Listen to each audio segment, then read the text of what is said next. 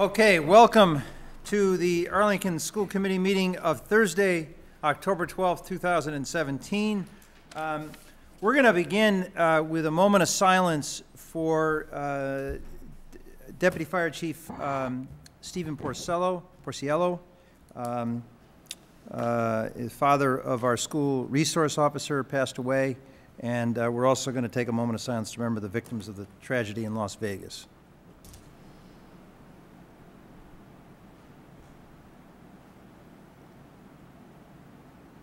Thank you very much.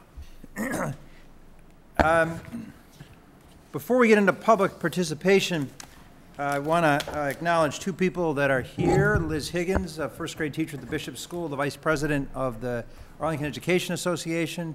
Welcome. And Theo Rosen, a 10th grader at Arlington High School, is here. So feel free to join the discussion at any time. The art, I want to point out the art in the building, in the school committee room rather. We, over there, very nice of you, Karen, to mark it for me. Digital photography. In digital photography, students apply their knowledge of elements of art and principles of design through a variety of subject matter and techniques: nature, film, and the style of portraiture, photojournalism, corporate branding, and the history of photography.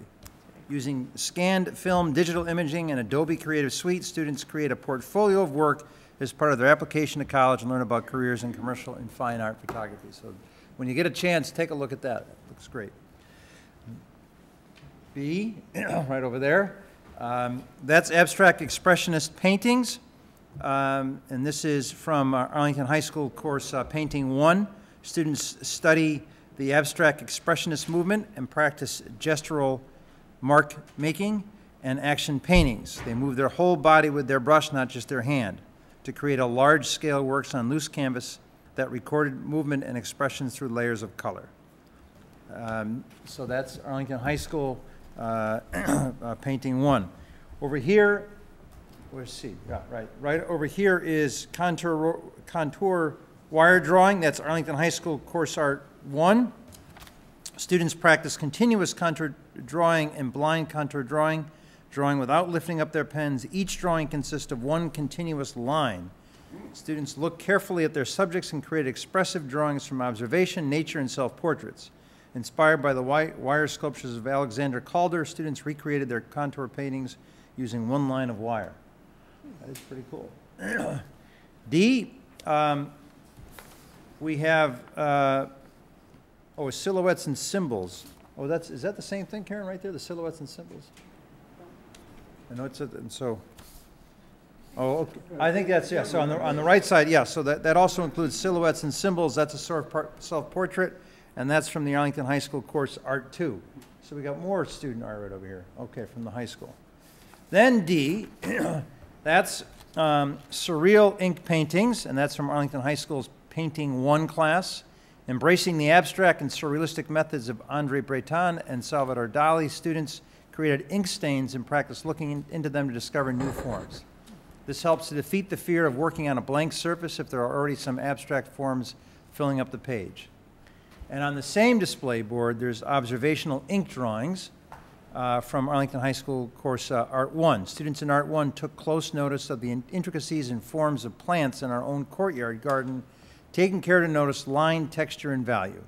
Using India ink, students created gradients of value and applied them to their observation, drawing composition that was a culmination of various drawings done outside in graphite.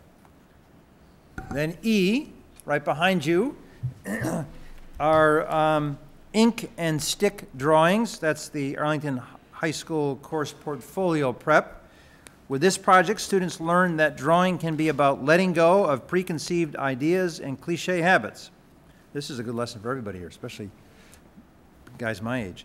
And discover drawing through mark makings with conventional and unconventional drawing materials. These drawings combine ink, paint, and charcoal, and students manipulate these while standing up. This process emphasizes the idea of taking advantage of the unexpected and happy accidents that occur during art making. Both the mind and body are activated in new gestural ways to create engaging interpretations of observed natures. And then it says here's the photograph on the table easel. Oh, behind Jennifer? Oh, yeah. Okay, hold that, you want, somebody want to? Okay. Thank you, Jennifer. So, this is, AHS art teachers Nikki McCullough and Annie Rabola Thompson. Collaborative Wings project, now in the AHS Cafe Gallery. Inspired by the artwork of interactive street artist Kelsey Montague, 250 art students at Arlington High School collaborated to create a set of wings that are currently on display in the Teacher's Cafe. Each student was responsible for designing and creating a feather and had to consider what lifts their spirit up as an individual, as well as what inspires or motivates them within our community. This project is meant to unite our student body, celebrate diversity, foster supportive learning environments, and create a safe space for all. We assembled the individual feathers into a massive set of wings, and please feel free to pose and share a positive message about what makes our school so great. That's fantastic. All right, so there's the art in the building. So we start with art, and then we go to science or something. What do we have next? No, that's not. I know that. Public participation. So if you signed up for public participation, wow, we have 1, 2, 3, 4, 5, 6, 7 people. Okay. You get 3 minutes. We don't respond, and I do my best to time it. So first is Christina Falcone. And when you come up, Christina, just go to the microphone and just give us your name and address. Yeah, if you could, please. Address? No. Okay. My name is Christina Falcone. I live at 345 Washington Street in Arlington. So my name is Christina, and I have 3 children at Arlington Public Schools, a first grader, a kindergartner at Stratton, and a 3-year-old down at Menominee Preschool. We are here as a group of kindergarten families at Stratton to urge you to make the kindergarten aide position full-time this year. 2 of the classes have 24 students, and the third has 25, 1 recent new enrollment. 4 are SLC students, and 3 out of the 4 are in the classroom full-time, making 24 students full-time. We became aware that the kindergarten class, there's a kindergarten class in Arlington with 25 students that has a full-time aide in another school. We all know that 24, 25 students in the fall means it's very likely that by the winter and spring, these classes could be 25, 26 students, as I'm aware of at least 23 houses in the Stratton district, most of which are already empty, that are for sale. So pretty likely that there'll be several new kindergartners. The current aides in the classroom would love to be in a full-time position in the classroom. We as parents want the best experience for our kindergartners and truly value the experience of the kindergarten year. I know that the school committee cannot do everything that is requested of principals and teachers, but the full-time aide provides so much long-term benefit that it cannot be put aside any longer. These kindergarten students, mostly 5 years old, are just beginning this journey in education, and a strong, solid beginning provides students with self-confidence and a true love of learning, and could eliminate future difficulties resulting in more spending in the school. The new kindergarten curriculum has changed over the years, and the Tools of the Mind literacy program is based on having 2 adults a part of the unit. In fact, the manual states that over 18 students requires 2 teachers to administer the program. The main literacy program is done in the morning because of the half-time aide position. But now the new math curriculum is also just as intensive and requires lots of teacher modeling and interaction with small groups. The math curriculum is done in the afternoon and cannot be nearly as effective as there's only 1 teacher in the class. We as Stratton parents believe that 24 students is far too many to have in a class with only 1 teacher. We know that in the past, the specials are scheduled in the afternoon, but I would argue that the specials are just as important and need teacher support, especially with 5-year-olds. Could you imagine running a game of soccer with a group of 24 5-year-olds? You get half the group ready and the other half is not ready, and it's just resulting in a big waste of time. I just wanted to end with a short example. Having 2 young boys at home, we started swimming lessons at a local pool. The lessons were pretty inexpensive, but they had 8 to 10 kids in the class. My boys, being fairly quiet, maybe had 1 or 2 turns to swim, resulting in no progress. We changed pools and are now paying a little bit more money, but have 4 children in the group with 1 teacher. The progress, amazing, even after the first month. So in the end, I'm paying a little bit more up front, but we'll need the lessons, not need the lessons for nearly as long. I see so many similarities with this for the full-time aide kindergarten position. Providing an extra teacher in the classroom in kindergarten sets students up for success. A little extra money in the beginning will most likely cost less in the future. We urge you to give the Stratton Kindergarten a full-time aide position. Okay, thank you very much. Liz Exton, did I get that right? Okay, thank you, Liz.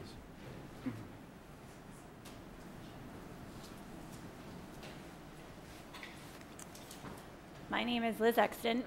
I also live on Washington Street. I have 2 children. My son will be a kindergartner at Stratton next September, and my daughter is 2.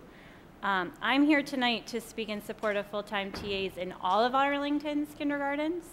I have been a kindergarten teacher for 15 years. I am fortunate to work in a district that supports full-time aides in kindergarten. And quite frankly, I'm not sure how Arlington kindergarten teachers are doing their jobs as well as they are without full-time aides. This year, I have 23 students and a full-time aide. One student can derail an entire classroom. One student can consume the full attention of an adult for most of the day.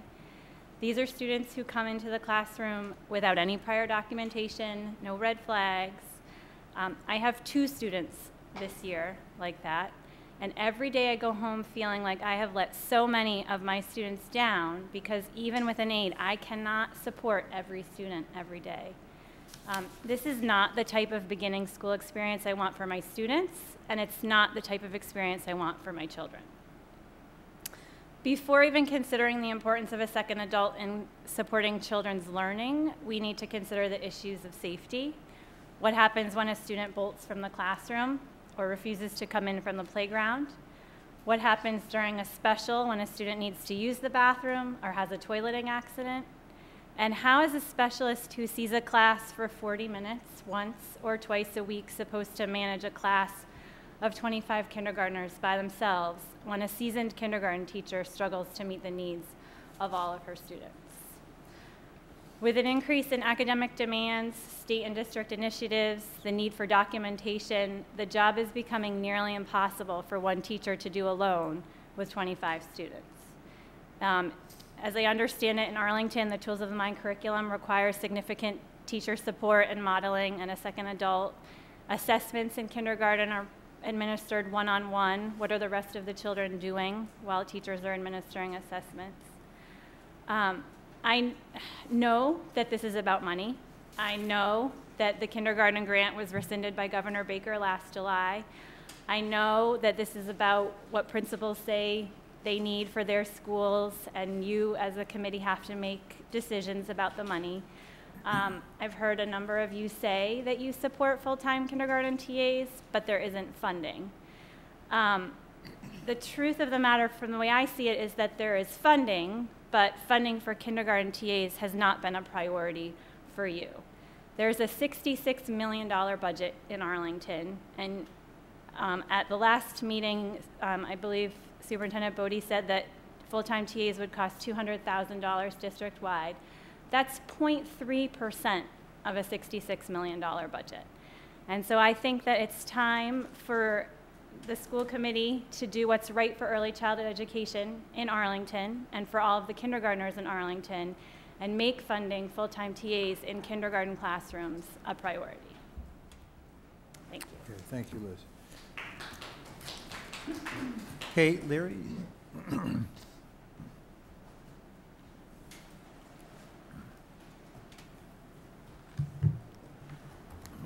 Hi, I'm Kate Leary. I live on Milton Street, and I'm a Hardy parent. I have a 4th grader and a 1st grader there.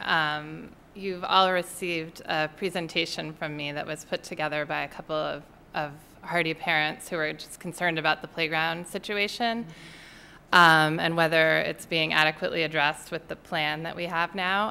And I really appreciate that many of you were responsive to it and want to talk about it. And it's my understanding that it will come up at a subcommittee facilities meeting, which I definitely hope to be at. So thank you for that. I won't sit here and read the presentation, but we have had a lot of enrollment growth at Hardy, as you know, almost 30% in 5 years. It's really been staggering since my fourth grader started there. Things are tight, and things did start to get dicey on the playground last fall. The short kind of explanation is that there are too many kids, too many classes, and really not enough structures to play on, especially for the younger kids. We're making the school better, which is amazing, and we really appreciate that this building project is happening. We cannot make that small parcel of land bigger. So we need to be really smart about how we're using it. I have talked to 2 landscape architects who live in town, one of them, Clarissa Rowe, I'm sure you know. I've walked around the land with them, and they think that it could be used much better. So much of it is taken up by blacktop and a lot of space for basketball courts. The kids do use it. They are going to use whatever is there. That doesn't mean that it's the best choice. So what we're really looking for here is something in addition to the Lake Street project. The Lake Street project is great. It kind of helps us break even on the land that we're losing for the addition, but we need to do more than break even with this population growth that we've seen. We really need a net gain of playable space, for lack of a better term. Just better use. Oh, sorry, this is Tara. She's coming next. So we need to really look hard at that, and we're really hoping you will consider hiring a landscape architect to look at that and allocate some money, which I know is such a hard ask right now. I know Hardy's running already. We're looking for more money for Hardy. But I think it's necessary, and that's why we suggested looking into the CPA grant, and I really appreciate the work that Dr. Allison Ampe has done on that. I hope something can be made to work. And again, just really appreciating that the project is happening and wanting to make sure that it truly addresses enrollment growth at Hardy in a really holistic way. Thank you. All right. Thank you, Kate. Terry, you were next on the list if you wanted to say anything different. Once I can get my breath back. Okay, yeah.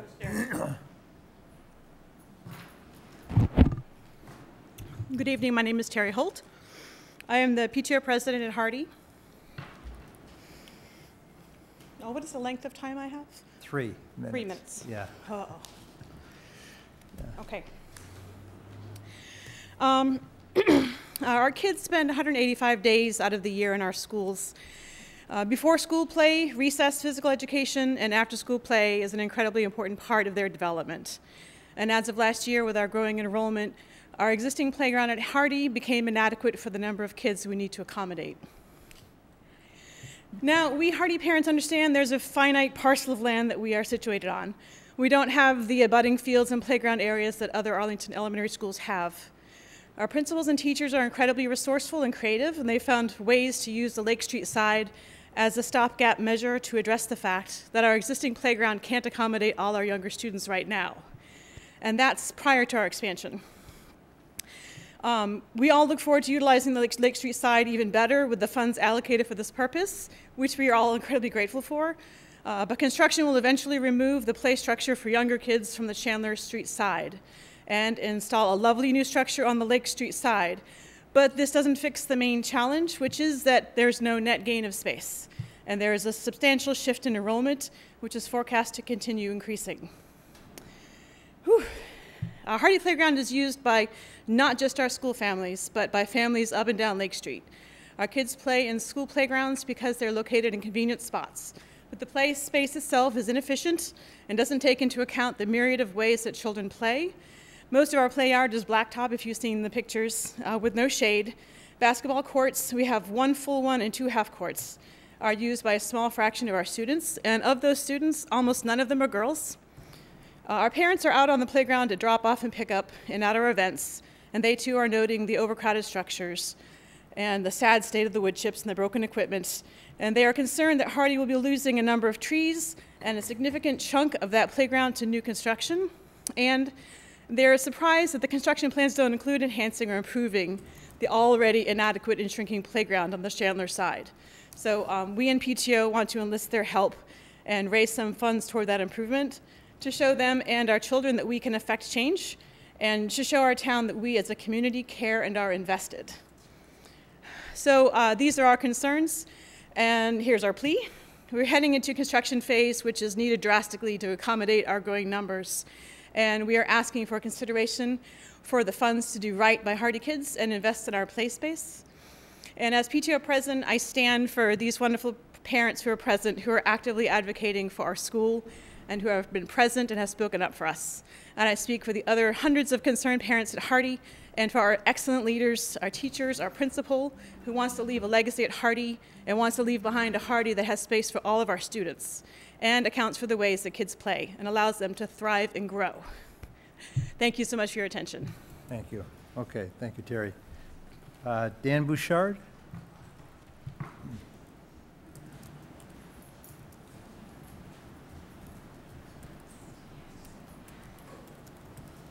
Good evening. My name's Dan Bouchard. I live on Overlook Road. I have a kindergartner at Stratton, so I came out tonight to speak in support of making the teacher's aide positions full-time. And the reason I felt it important to come out here and say that tonight is because I have an older daughter who just started at Ottoson, and she went through Stratton for 6 years, and I think she did very well because of extra attention and teacher's aides when they were available. I know just anecdotally that when the classroom was, there were distractions in the classroom for whatever reason by other kids or whatever, that her schoolwork and attention suffered from that. She's doing great now, but I think that my younger daughter would also do well and become an engaged and productive student by having that kind of attention. She's shy, she's not assertive, and if, as someone else described, the oxygen's being sucked out of the room by someone who needs special attention, I can see her having days at a time that are unproductive and so forth. So someone else there on hand to help out the teacher, I think, would be enormously beneficial to her at an early age. Thank you. Thank you, Dan. Stephanie Gendron? So, okay, I'm sorry. That's okay. Yeah. I didn't know when I met my husband. Hi, everybody. I'm Stephanie Gendron. I live on Lansdowne Road, and my daughter, Libby, just started kindergarten at Stratton this year, and my son is 2.5 and will be following in her footsteps in a couple of years. I really don't want to take a full 3 minutes. I want to just be a voice to reiterate everything that has been so eloquently and thoroughly stated tonight. I think that, that anybody in this room who cares about education would probably agree that it makes sense for all the reasons stated and probably more that we do need more support for our kindergartners in the classroom. I would add to that it makes sense not only to look at best practices around this and see where we are, but also to set the bar and be the example. We know that Massachusetts is a leader in public education.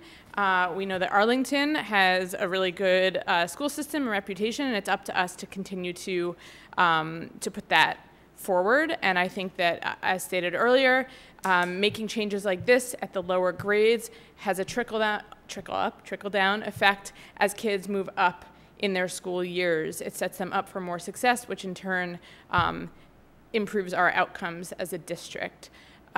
So the one other thing I will add is that at a PTO meeting this week, there was a kindergarten teacher who spoke about how difficult it is to give her attention to all the students in the afternoon when they are doing the math curriculum. And she actually mentioned that the current model of one teacher to all those students is based on an antiquated model of an old curriculum for kindergarten. So it's time that we look at how if we're gonna improve our curriculum and improve rigor for our young children, we need to be able to match that and give them the support that they need. The last thing I will say is that while there's only a handful of us here, this is an issue that was brought to the attention of Stratton kindergarten parents this week. And I know that there are I've had some conversations, there's many more voices who would be here to support it if they could. And I would urge you to hear from them as well, if even through some kind of informal survey or something to let them have their voices heard as well. Thank you. Thank you very much. And then, I think is it Catherine Katerina, okay, sorry. Katerina. Hello, everybody. I didn't come here to speak, but I'm You here signed to up, so- support the other Stratton. Just tell us your name and Stratton full, parents. your full name, Katerina Kalamachenos, Okay. and I'm here to support the argument of the other parents. I'm also a mom of a kindergartner at Stratton, and we have reached a point that there's just too many kids in a classroom and just one teacher and a half-time right now in my daughter's class there's 25 kids, and it's just simply not manageable for one full-time teacher with just half the ed. So, and I've also looked at statistics of other schools, and I think, the Stratton kindergartner class right now is the only kindergarten class in Arlington that has 25 kids and only a half-time ed. Everybody else that has such a big class size has a full-time ed in the classroom. And I think that's an issue that should be addressed right away. I appreciate that. Thank you. Okay. Thanks very much. So we don't respond at this point in time. The topics that you raise may come up over the course of the meeting, sometimes during subcommittee reports, sometimes in other parts of the meeting, but there's no guarantee of that. But, okay. We now move on. So we're going to meet the new APS administrators. Rod, did you want to do the introductions? Yes. Okay. Well, first up, we have Mr. William Papacisis. If you can come to the table.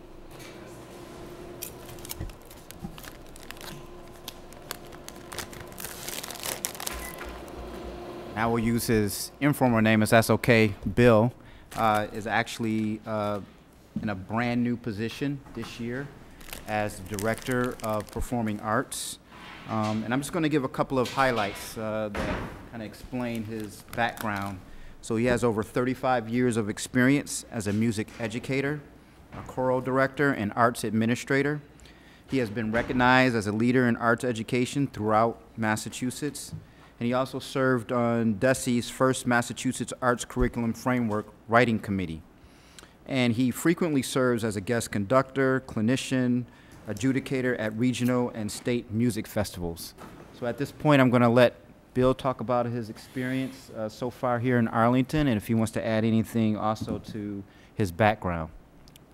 Well, thank you for inviting me. I usually begin something like this by having everyone sing a song, but I'll refrain until we know each other a little better. You might regret that. Thank you for inviting me. I'm delighted to be here, and the more I get to see the program in action, the more excited I become about the possibilities. I'm seeing a very strong faculty that is very committed to providing the best possible performing arts education to the students here in Arlington, and they're a remarkable bunch. They're working very, very hard with students. I had the opportunity to go to Town Day and saw a couple of our high school student groups perform. I saw the high school jazz ensemble and the Madrigal Singers, and was just so impressed by the level of the performance and the talent, and impressed with the work that both Tino and Maddie are doing with the students. And they're just so enthusiastic. The kids are just so enthusiastic about what they're doing, and so passionate about their music, and it's a reflection of a really strong program that they've come through. Arlington has had a long-standing tradition of a strong program in the performing arts, and I'm looking forward to working with our teachers and working with the Arlington community to continue that tradition. So thank you. Thank you. I also want to add that Bill has done a great job of bringing consistency back to the Performing Arts Department. He has worked to create a mission statement and a vision statement with the staff. And there's a vibrancy and a new energy that has been brought back to the department now that they have a leader. And you know, it's been reflected in the things that I've seen as he meets with his staff and also through our conversations. Bill. I don't mean to talk on that. With this being a new position, will this help alleviate some of the evaluation overloads that we have? Well, in that particular department, you know, Bill is responsible for evaluating those performing arts educators. I know building principals had taken that on Right. in the past, so I'm hoping that will help with this, especially with some of the, not that the principals don't know what they're doing, but this is your expertise, and I think it'll bring a little bit more faith with the people that are being evaluated. Thank you. Yeah, thank you. Yeah. Yeah.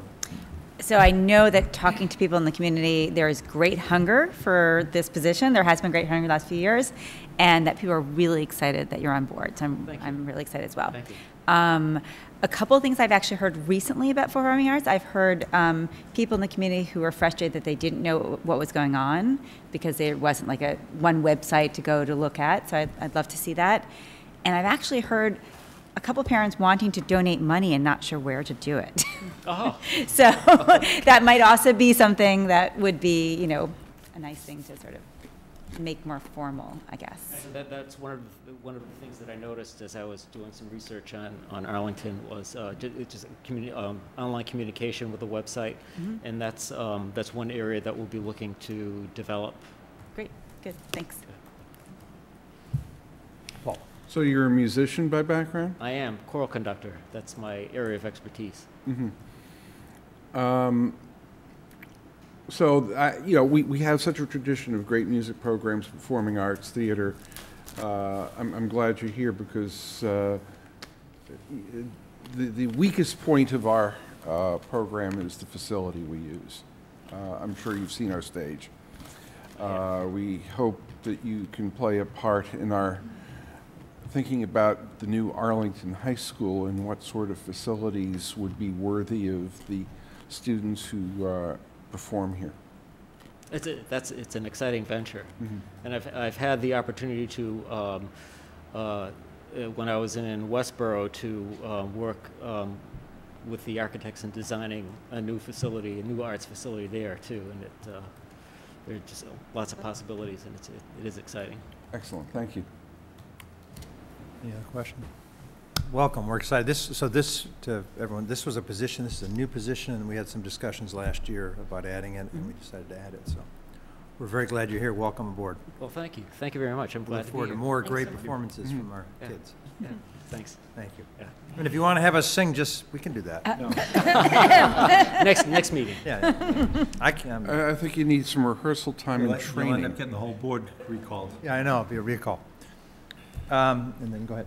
And next up, we have Don Carney, who is the new director of the World Language Department.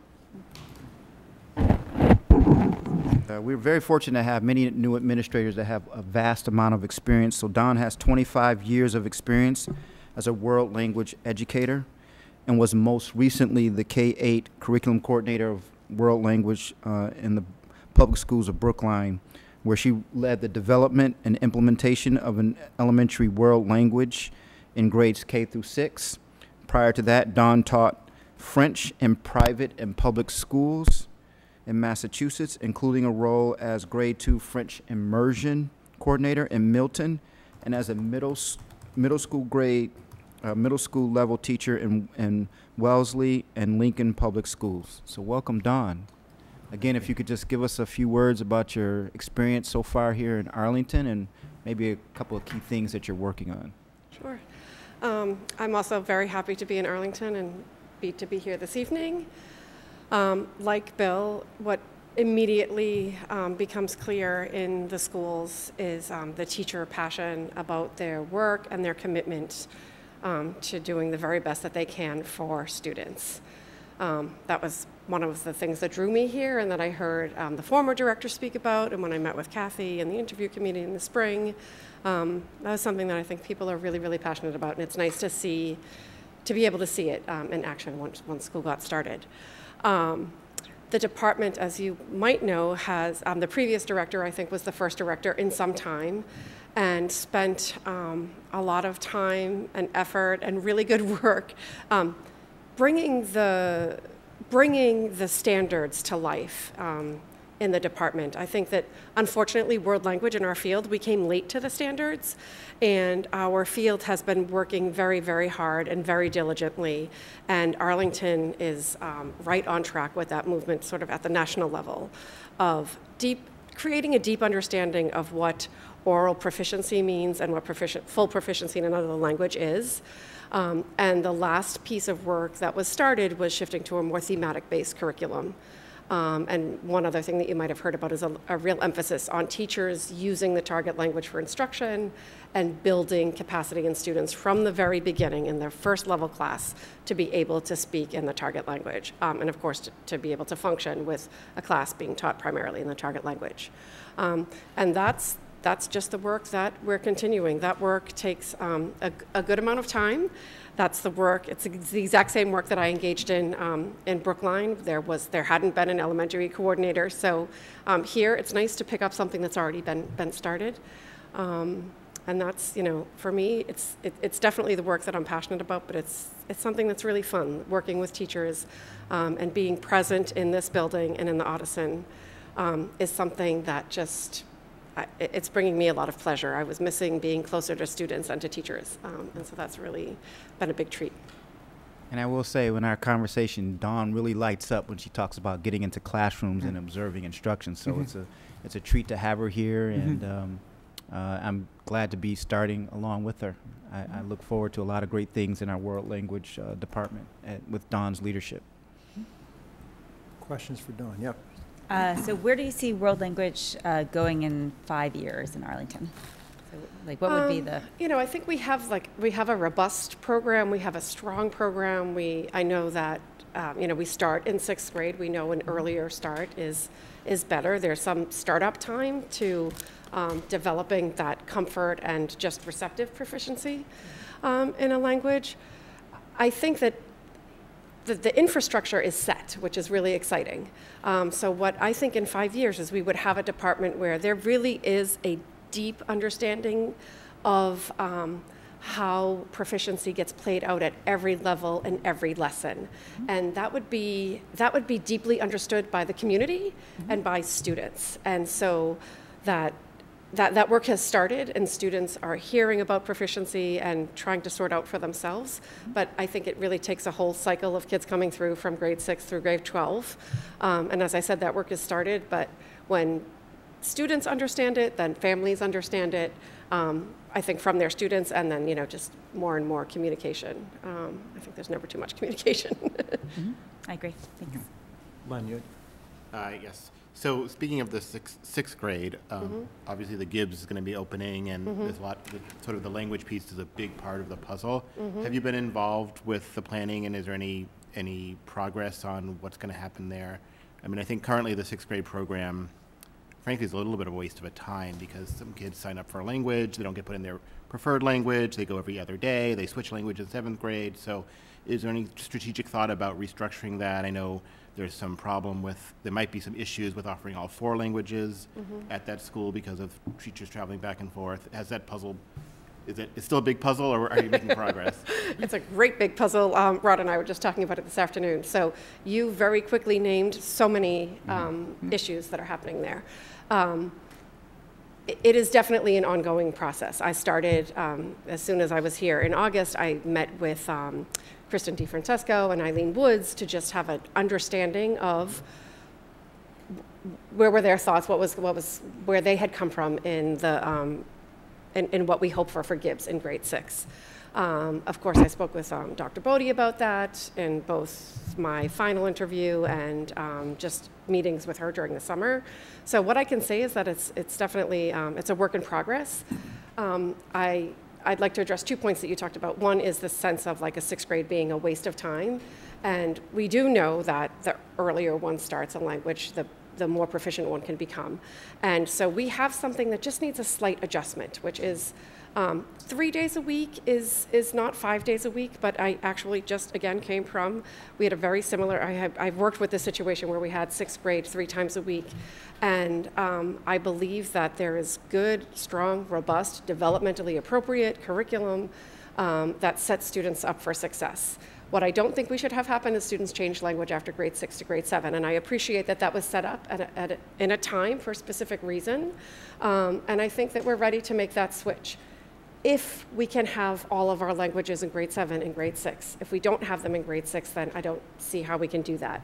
So that's as far as I am in the puzzle solving process. I love the puzzle solving process. And, you know, when Dr. Bodie gets back from her trip, we all actually get to have all of us around the table, Rod, Krista, and me, Kathy and me, to help me just complete my understanding of how decisions were made and what's happening, what is set in stone for next year, and then regardless of what happens next year, if it's not what we wish it to be, how do we plan for that to happen moving forward? Great, thank you. Very important piece. Anyone else? Any other questions? All right, thank you very much. Thank you very much. Welcome Thank you, aboard. So next we're going to the ELL report. Yes, so we're having Carla Pusesi, who is the director of our ELL department. She's going to come forward and talk about the CPR findings and the corrective action plan that is in place to address those findings. So just to set the stage, the CPR, for those of you who don't know, is the coordinated program review that the State Department of Elementary and Secondary Education did. They were here a year ago, a year and a half ago. When were they actually here? Last spring. A year ago, yeah. Last year. Last year. Last year. So it's a report they did on our English language learner program, and this is our plan to respond to it. So I want to thank everyone for allowing me to come tonight. I actually took the opportunity to put a little presentation to give a little bit of a snapshot of what's going on in the English language learner department in Arlington, along with the CPR concerns that we have.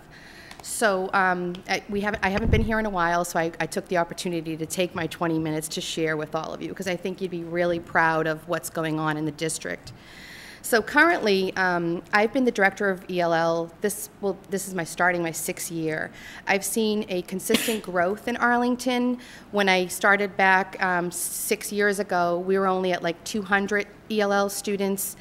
I'm currently putting together this SIMS report for October, and we're almost at 300. I have 280 on the slide, but we've grown from last year about 30 or 40 more students. It was interesting because in the spring, enrollment went down, and I think it was the political situation in December, but now I'm seeing enrollment go back up, which is exciting for us. We are a highly diversified community. We have long-term residents, we have recent immigrants, and we have a lot of US-born citizens as well. The biggest population that we have in Arlington, I'm not going to stick to every bullet point on the slide because you have the slide, and if you have questions, I can address them later. The biggest population we have is the elementary schools. Dawn had just left, my colleague, but we could think about going forward and what ELL language education would look like. We could have a great Japanese immersion program in Arlington, which would be fantastic. There are over 30 countries represented in Arlington at the last count. We're speakers from all over the world. A steady increase, I mentioned that already. Heather, I think I have this right here. So a couple of the big things to share with all of you in the school committee so you're aware of is that we have a new ELL curriculum. The state has provided ESL model curriculum units, and through the district professional development monies in the summer, we were able to send some staff to get trained in this ESL, devising and coming up with these ESL MCU units. So Heather Smith, I didn't introduce my colleague, she's the ELL teacher at the Hardy Elementary School part-time, but through the Title III grant, we were able to allocate money for an ELL family liaison to have more of a family outreach with families in our communities. And Heather is so valuable and vital to our program because she's an Arlington resident, an Arlington parent. She has so many connections and wonderful things that she's able to bring into the ELL family liaison position here in Arlington, and she will share a little bit of what she's been doing in Arlington with our families. Also, we have a summer program at the Bishop School each year through the Title III grant. That has grown significantly. It's been about 5 years that we've had this. We have only elementary students that are in this, so level 1, we've targeted to beginner students that are beginners, level 1 and level 2 students. Each year and each summer, it's been about, I would say, 45 to 55 students, students entering first grade all the way up through grade 5. We would love to extend it to middle school and high school. We have requests, but we don't have the funding through the Title III grant. There's just not enough money for it. So we've targeted elementary school because of the large numbers of beginners that we have in the elementary schools. And then I will share about the CPR report, and then Heather is going to talk a little bit about family engagement. So the curriculum piece, what's exciting about the curriculum piece is that everything is aligned that we do to the WIDA standards, the World Instructional Design and Assessment, and we align with the Common Core state standards as well. And we look at the curriculum from the core content. So it's pretty challenging being an ELL teacher, trying to coordinate all those standards into language acquisition. But we're doing a great job in Arlington. We have a great team and all the support that we get from all of you as well.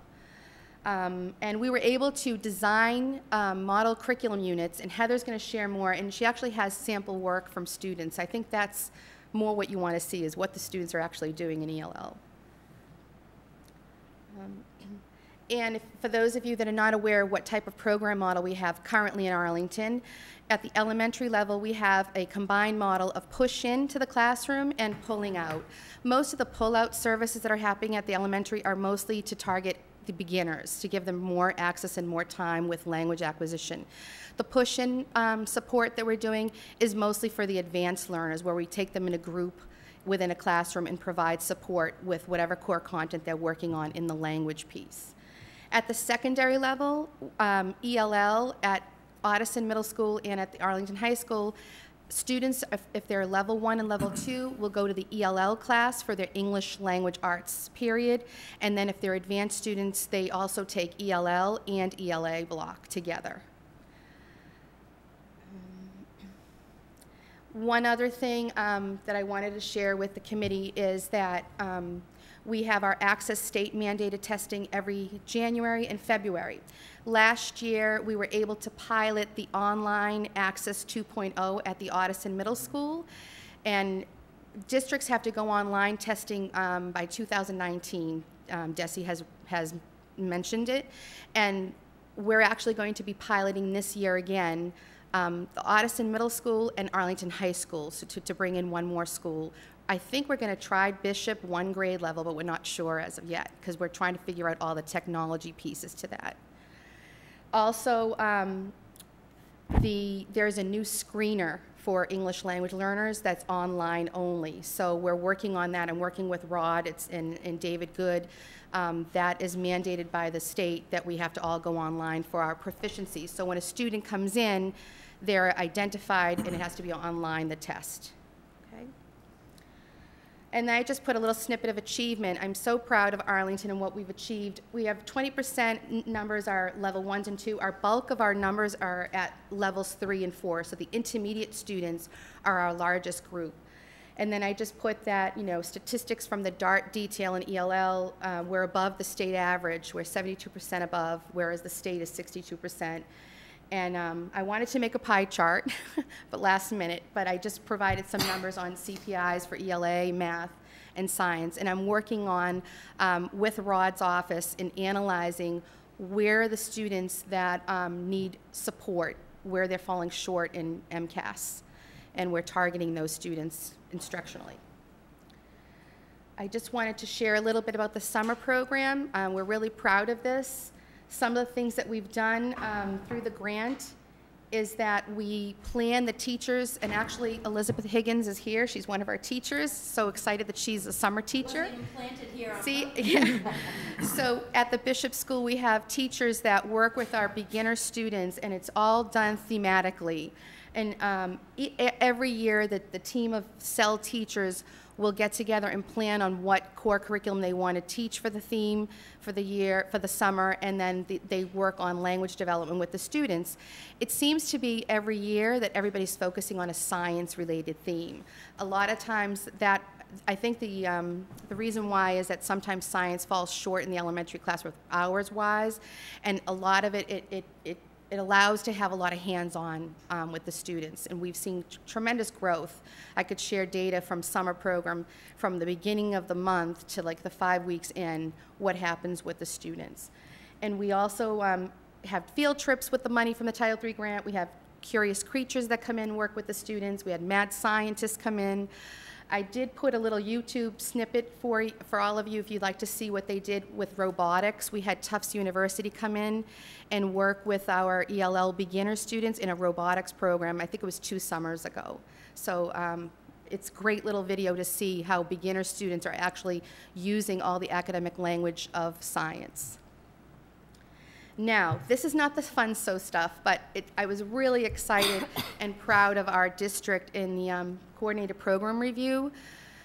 Out of the 17 criteria that we had to send in all our evidence for, English Language Learner Department in Arlington was cited for only 1 criterion that was partially implemented. And this dealt with the parent involvement piece. So the district develops ways to include parents. What DESE CPR people found out, and after the interview, the exit interview, is that we don't have a definitive process and protocol of translating and interpreting for our parents. So we're doing it scatterly across the district, but they want to see more uniformity. And they don't want us to only use Google Translate, and that's what's happening a lot across the district. So I wrote up a corrective action plan where I'm working with Rod's office, Dr. Bodie, Dave Good.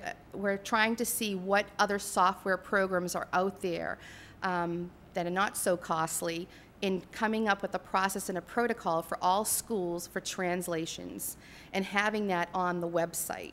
Right now, you can go to the website and it says languages, you can click on it, but then a document comes up in English. So that is not in compliance. So we want to make sure that all of that comes into compliance. So yes, it fell under ELE, and I know that Rod is going to be talking in civil rights, but it's the same, there was a civil rights criterion also dealing with interpretation and translation services. And then I just want to pass it on to Heather because she's really created this amazing connection between our schools and the ELL families. I just want to piggyback a little bit on what Carla said. Oh.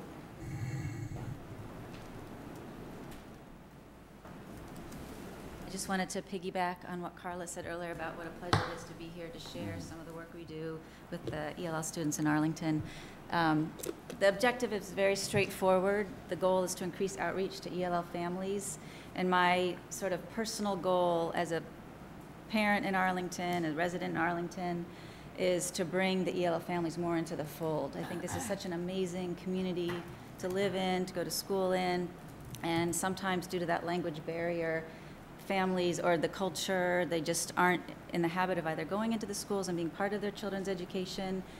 You know, in Japan, for example, the culture is that the authority is sort of given to the teaching profession and they stand back. But in any event, so that's sort of my personal goal, to really try to bring them into the fold.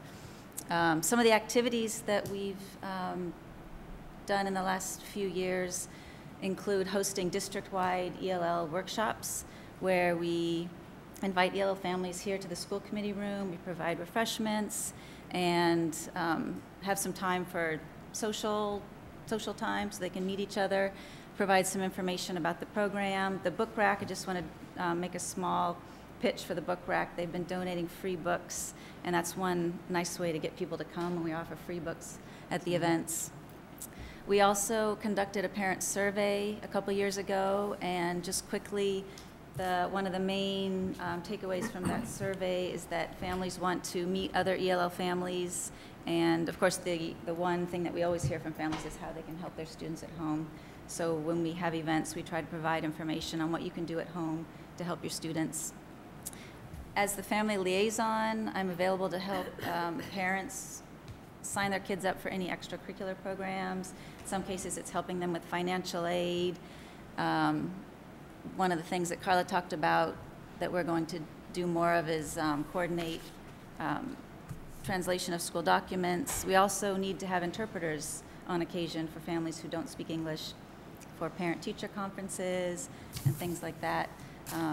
And finally, since I'm only one person, what I try to do is coordinate with the PTOs. I met with the townwide PTO with Andrea Loeb back in, I think, in the spring, to try and reach out to the PTOs to see how we can work together to bring the ELL families into the schools. I don't know if you have any specific questions, but that's all of what we wanted to share with all of you. Thanks very much. Paul? I just want to note that That's good. I work for the Lowell School Department, and we're in the middle of a coordinated program review process ourselves. We just submitted all our documentation, and we're awaiting a visit that might occur somewhere in December, January, February. So I know what a grueling process it is, and I want to say congratulations for making it through on all but one indicator.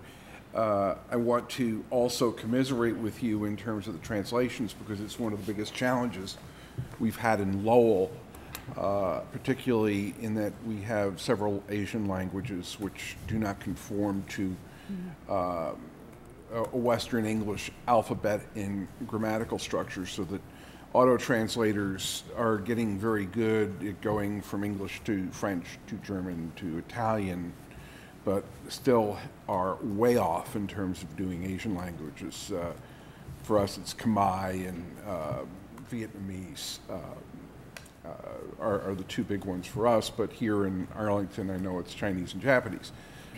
And those are difficult translations. So if there's anything that you think that we can do to help you and support you and engage in a partnership with you to help facilitate that, I think it's very important given the diverse population in our district, particularly at the elementary level, that we have as many ways to outreach to parents and families as possible. Thank you. We actually do a really great job identifying who needs translations, but it's that follow-up through.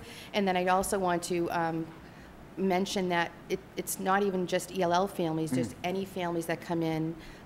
We're trying to figure out that piece as well. So I thank you, because if you have any ideas on how we can better rope it all in and have a clear process, please contact myself or Heather, because it's critical. And this is something we've been dealing with for about 3 or 4 years now. So we want to, with our cultural competency goal in the district, we want to make sure that we tie it all in together. I know it's something that you're not going to go by nature, knock on the door of the school committee and say, hey, you know, this is a challenge, we're having a problem with this. But I think that this isn't a bad thing to do, because in certain ways we can tie into the community and connect you with resources. There's tremendous resources in and around Arlington that certainly could help. Thank you. Thank you.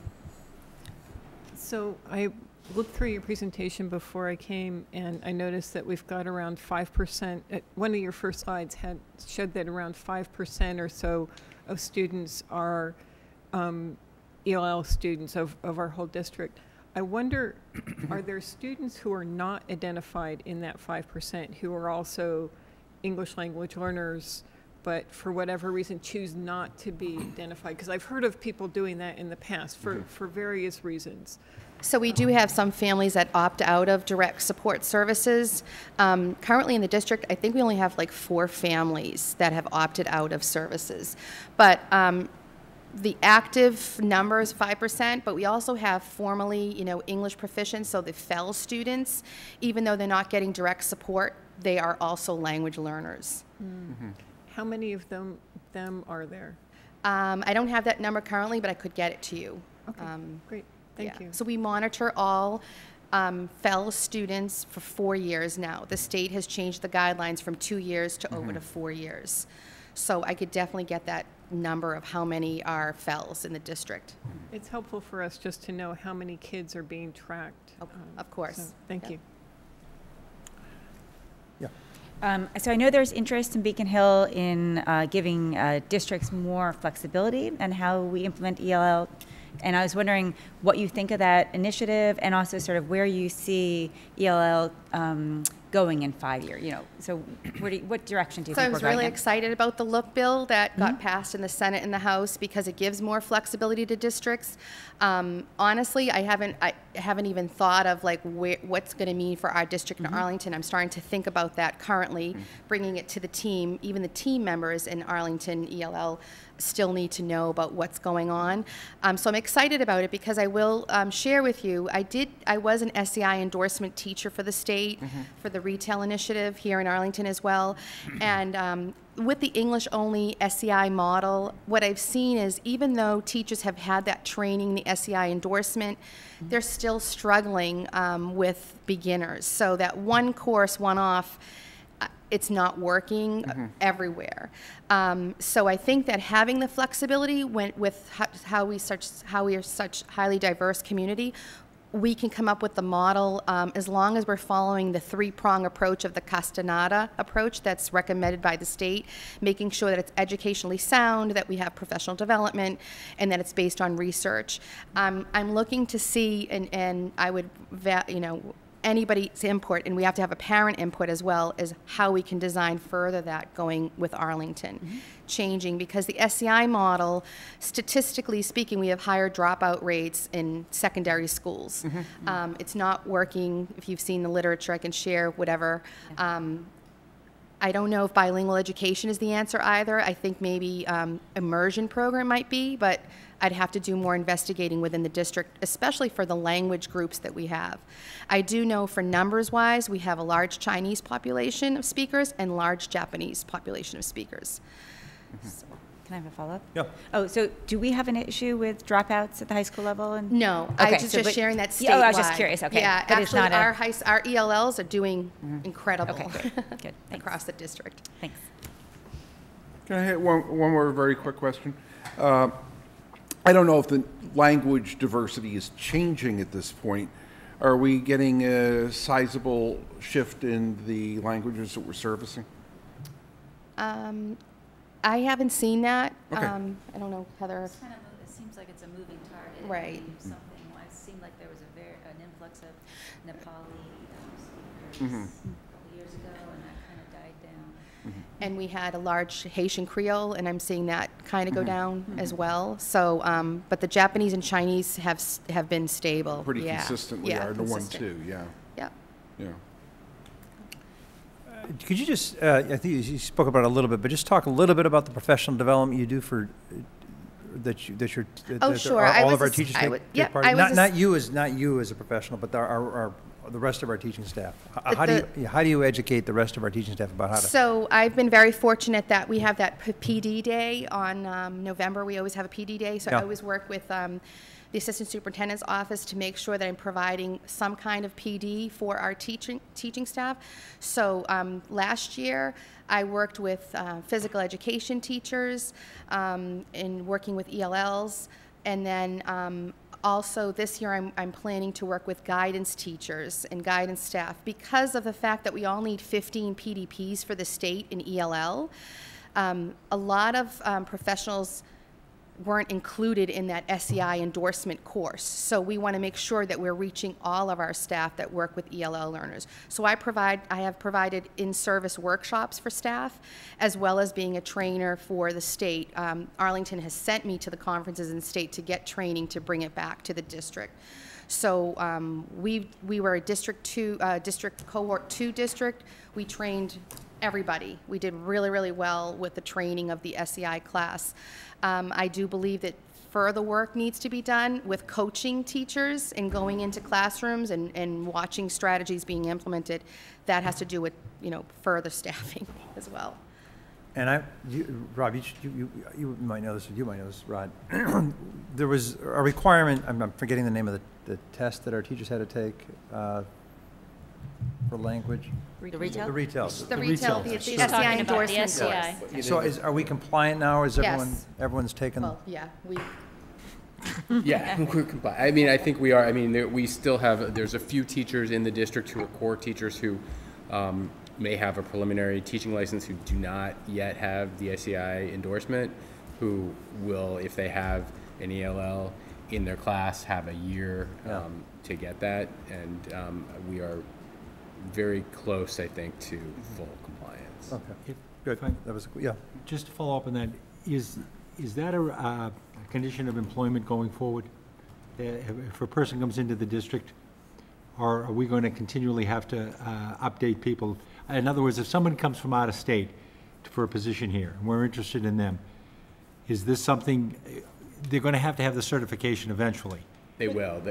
So I guess my question is, and maybe procedural, and we may not be ready to answer. Well, right they're now. not going to be able to get an initial license without it. Going forward? I mean, But it's been that way for. So if someone comes into the district, comes from out of state, would they be still allowed a provisional in X amount of time going forward? So there's a couple ways someone from out of state can get licensed to teach in Massachusetts. They can get a temporary license for a year. This is, I don't want to go off. Okay. And then, or they can get a provisional license for up to 5 years, but they have to get the My SEI. only concern is that at some point, we should stop paying for this, going forward, that's all.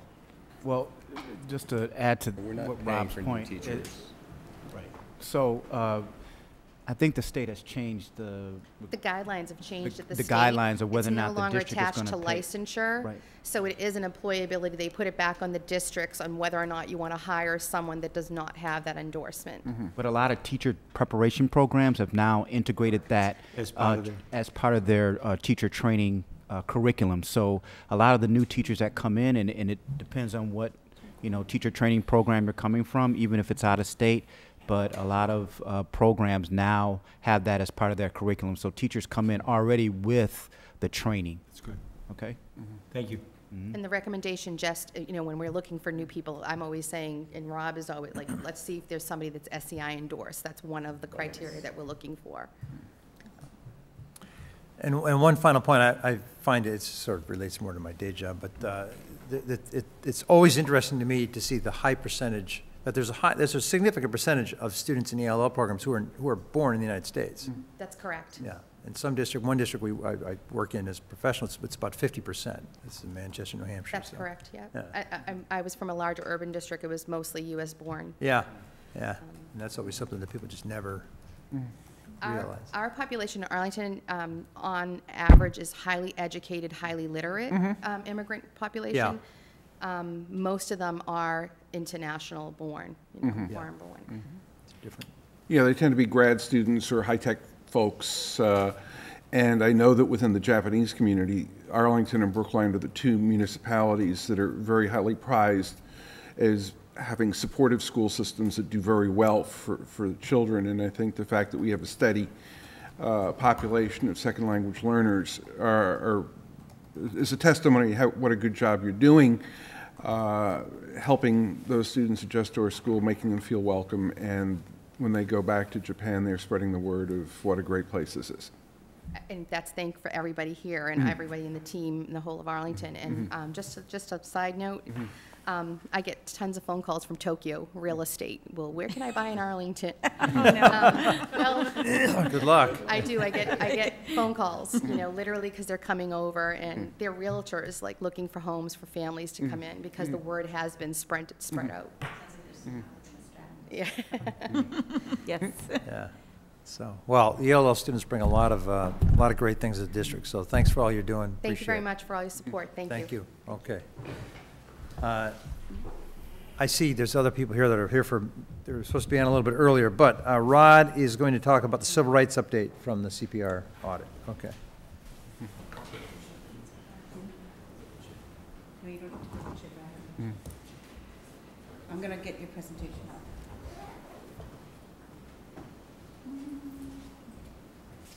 So the coordinated program review also, it included special education, ELL, and civil rights. And Rod is going to talk about the findings from the civil rights part of the review. So, and the reason why it's my responsibility as part of my job responsibilities, I am the civil rights officer for the district.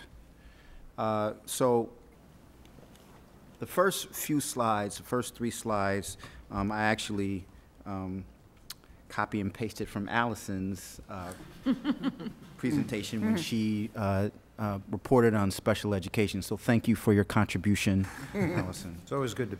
And so the first, just to review, what they're addressing is the CPR process, and then the second slide is the timeline for the district's response, and then the third slide is a definition of the various ratings that you can receive as the CPR review is concluded.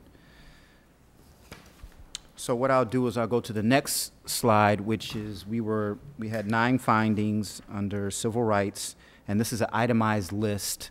I won't go and read each one right now because I'll be going through the findings for each one in the subsequent slides and what our response will be. So the first one is we received a rating of partially implemented, and this one addresses how we translate certain documents, which includes the student handbook, code of conduct, and our bullying prevention and intervention plan. And our parent request was only in English, and so we need to be able to update our website to include a link that parents can use to translate documents in our main 3 languages, which are Chinese, Japanese, and Spanish. And so this will be on our website. As Carla said, we have to really look at, how we can identify a tool in order to do this in a very coherent fashion.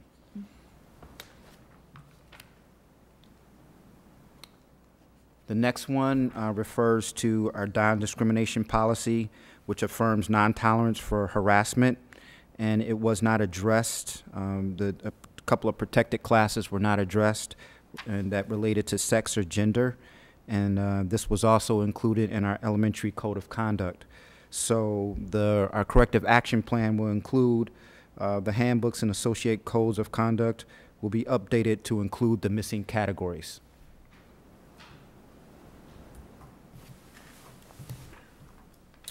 Our next finding, again, we received a rating, and we've basically in all our findings, we received a rating of partially implemented. The next one relates to our bullying prevention and intervention plan, which did not stipulate how we're training staff after the beginning of the year and new staff that may come into the district after the beginning of the year.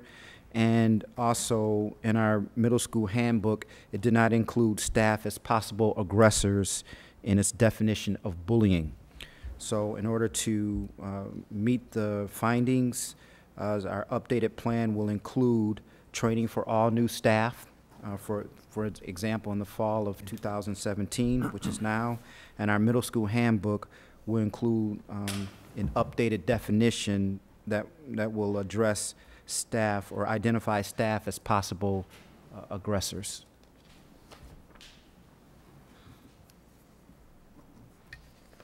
Our next finding, again, the rating was partially implemented.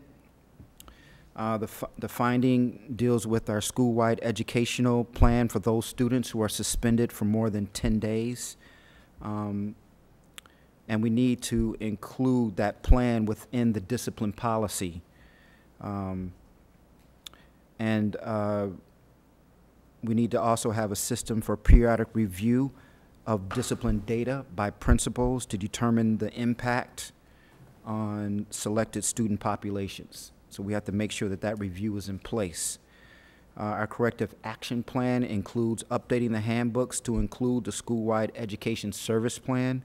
So that will include services that are available to those students who are suspended over 10 days.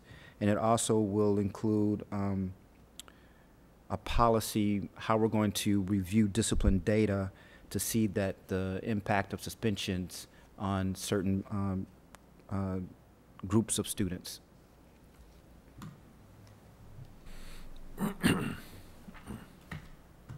Next one. So this one has to deal with communication. Again, we see partially implemented. And this is certain contact information was not available on the website for persons responsible for Title IX, which are, we're implementing the Title IX. So that was our compliance officer, which is our athletic director, Melissa, and I am the 504 coordinator. So we need to make sure that those contact information, like the website for those two individuals, is on our district website. And so all the contact information, their email addresses, phone numbers is right there so that people can get it right off the website.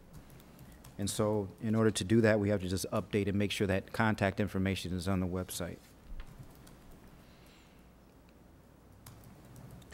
So this one has to do with students who are 16 and over. So we have to communicate and send a notice of on the 5th day of the 10th consecutive absence for those students who are 16 and over.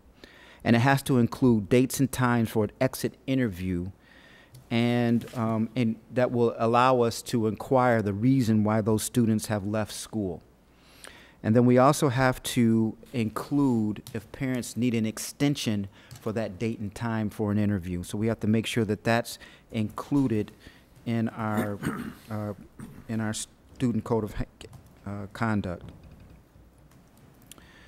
In addition, we need to develop a process for notifying former students who have left school and are not enrolled elsewhere and have not earned their diploma or equivalency, or its equivalency. And we have to inform them of the availability of publicly funded post-high school academic support programs and encourage them to apply to those such programs. And so the assistant principal for the high school has already done this and drafted a letter that will that has been modified to include those points of information.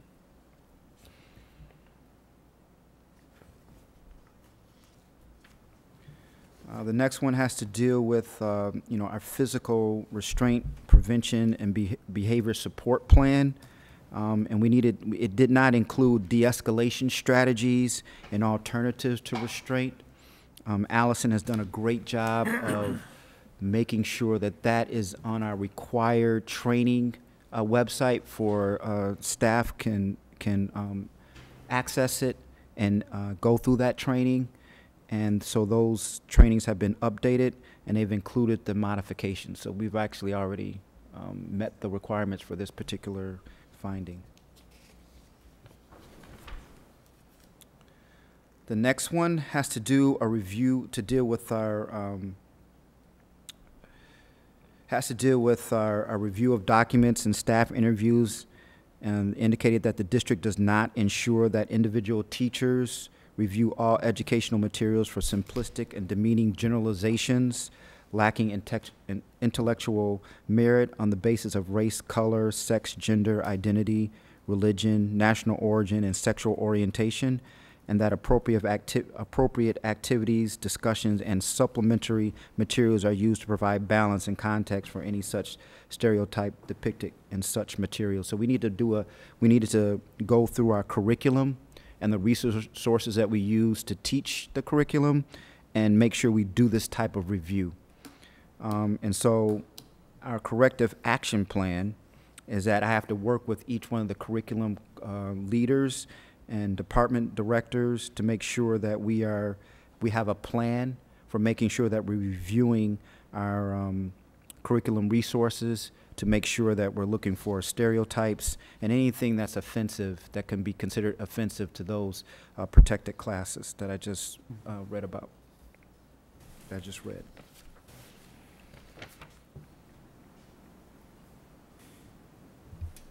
And then our last one, this is the 9th one, and again, this has to deal with an evaluation, like a way of annual program review, so a review of documents, and this was at the time, so a review of documents and staff interviews indicated that the district does not evaluate all aspects of its K-12 program annually to ensure that all students, regardless of race, color, sex, gender, identity, religion, national origin, limited English proficiency, sexual orientation, disability, or housing status have equal access to all programs, including athletics and other extracurricular activities. So basically, we're making sure that all students have access to a quality education and to curriculum and also to extracurricular activities. So we have to make sure we have a plan and process for making sure that we're doing that. And so that's something that we're going to work on throughout this year. And so that ends my report. Bill? And I'm open for questions. First, I think you already addressed it. The item on restraint, it had a date on it. Has that already been met? Done. September Yes. 3rd. Allison Great. has created a Thank you for that. training. Thank you. I just want to mention something, and that it just struck me, and it bothers me greatly. The issues dealing with handbook. I just checked prior to the meeting. The current elementary handbook, based on our webpage, is dated December 1st, 2015. It lacks all the things that were there. For a while, the handbook had been taken off line to update it. It has never been updated. We pay a regular annual fee to one of our legal groups, Stoneman, Chandler, and Miller, and part of their job is to bring our handbooks to current update on all the legal aspects. Every one of these things that we got called on should have been addressed on a regular basis as they came up. This is not a criticism to you or to the school system. It's a criticism to whoever's not holding our legal people to it. The secondary handbook, when you go to the web page, you have to go to 2 levels and you have to dig it out. Bullying is not mentioned at the elementary level. All the issues that we would find ourselves in serious trouble with by not having it in a handbook. So I'd ask the chair and to bring this forward and to get us up into compliance for this. Our staff does a wonderful job, but we can only deal with the tools that we have at our hand. And we pay for this service, and part of the service is to have our handbooks regularly reviewed and updated. And we as a group, as soon as those factors are brought to our attention, we deal with it in policy or any of the other subcommittees that we have, and they come forward here, and we deal with it as quick as we know. Thank you. Well, just to let you know, I am working on creating a draft that will update our handbooks and working with our attorneys to make sure that we're in full compliance. And that's part of the corrective action plan. I appreciate that, but what I'm saying is that these issues dealing with the handbook, if we had been receiving the services on a regular basis, in my mind, they would have at least been mitigated, if not shown up at all. That's my feeling. Thank you. Thank you for your work. No problem. So looking at this, 2 things struck me. One, under the CR 10C, student discipline, the requirement that we develop a system for periodic review of discipline data by principals to assess the extent of suspensions and removals. This is an issue that came up a year and a half ago that we're on a subcommittee on. Arlington has had, we're no worse than anybody else, but it is a sort of a problem that has been identified and given a lot of attention. This sort of school to prison pipeline, this issue that suspensions are really devastating for students and for their learning and their growth. And so I hope that we do pay a lot of attention to this. I noticed that there's a mention that we get a update by September 30th, and so I'm wondering, of last month, so I'm wondering what obviously that didn't happen, so what is there going to be an update to the school committee in a little bit? I know that we have a data person changeover, and that has made things more complicated, but I'm just wondering what we're going to see in the next couple months, I guess. Well, it's one of those things where, I want to make sure that I do it correctly and it's comprehensive. So, I just haven't had the time in order to make sure that that's done, and and to come up with a plan, because it's an annual review. So we have to make sure that I talk with the principals and make sure that we have this in place. So I plan on having it done relatively soon, and so we can have that in place. And so we'll have an update at the school committee. Absolutely. Okay. And then one other thing, which is the institutional self-evaluation. I noticed there's a deadline of June 5th, 2018. And so just a request to the chair that I'd love to see a report on that institutional self-evaluation. And I don't know if the last meeting in June is too soon after that deadline, but at some point, it'd be great. That, the incoming chair. Yeah. That was CR 24? CR 25. 25. Yes. Did you write that down? She'll remember. Yeah, Kirsty, go ahead. Yeah, I had the same question about the 10C student discipline. Just, I saw that we were going to have the data presented to the school committee, and I'd love us to have that. And I was just wondering when we should be putting it on the calendar to look forward to it. So I can't give you a date right now, but I will go back and reflect on it and be able to come back with a specific date for you. Awesome. I just want to be sure it's on our Absolutely. calendar. Absolutely. Thank you. Thanks.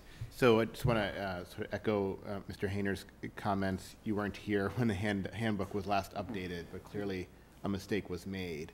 Something was missed. So either we didn't send it to outside counsel to review when we updated it, or they didn't catch the error. But we need to make sure that whenever we make a change to the handbook, it does go to outside counsel to review, does come to our policy committee to review, to make sure that we don't miss things again in the future.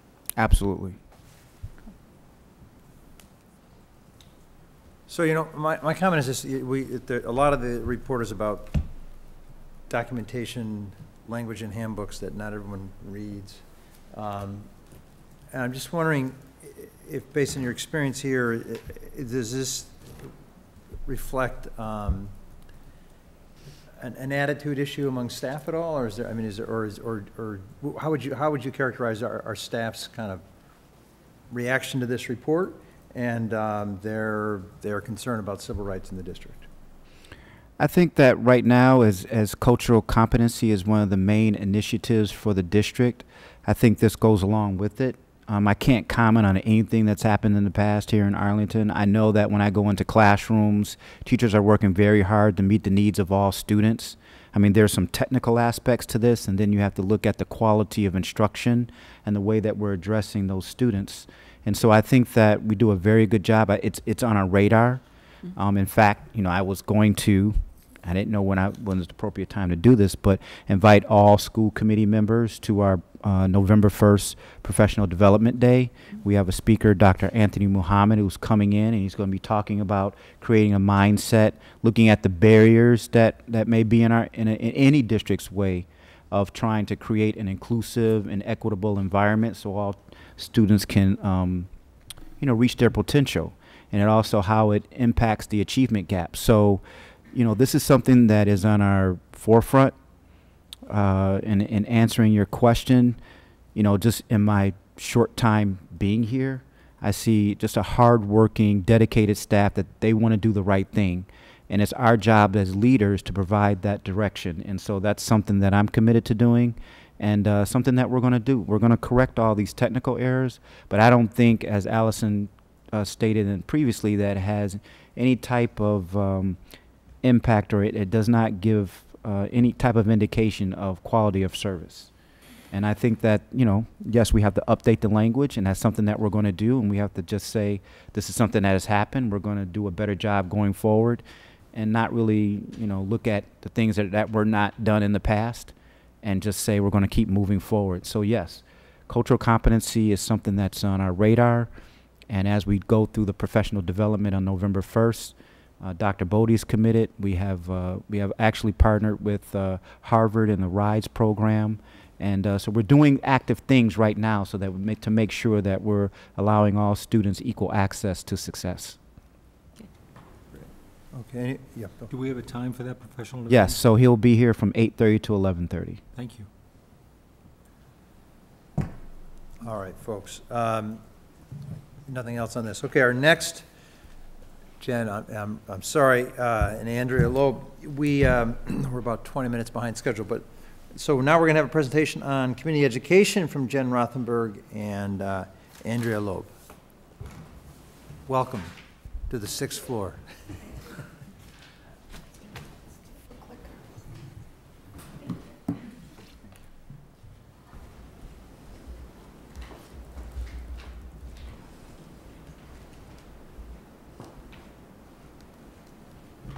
Good evening. Thank you for having us here this evening. We're looking forward to giving you a brief update on our programming for the past year.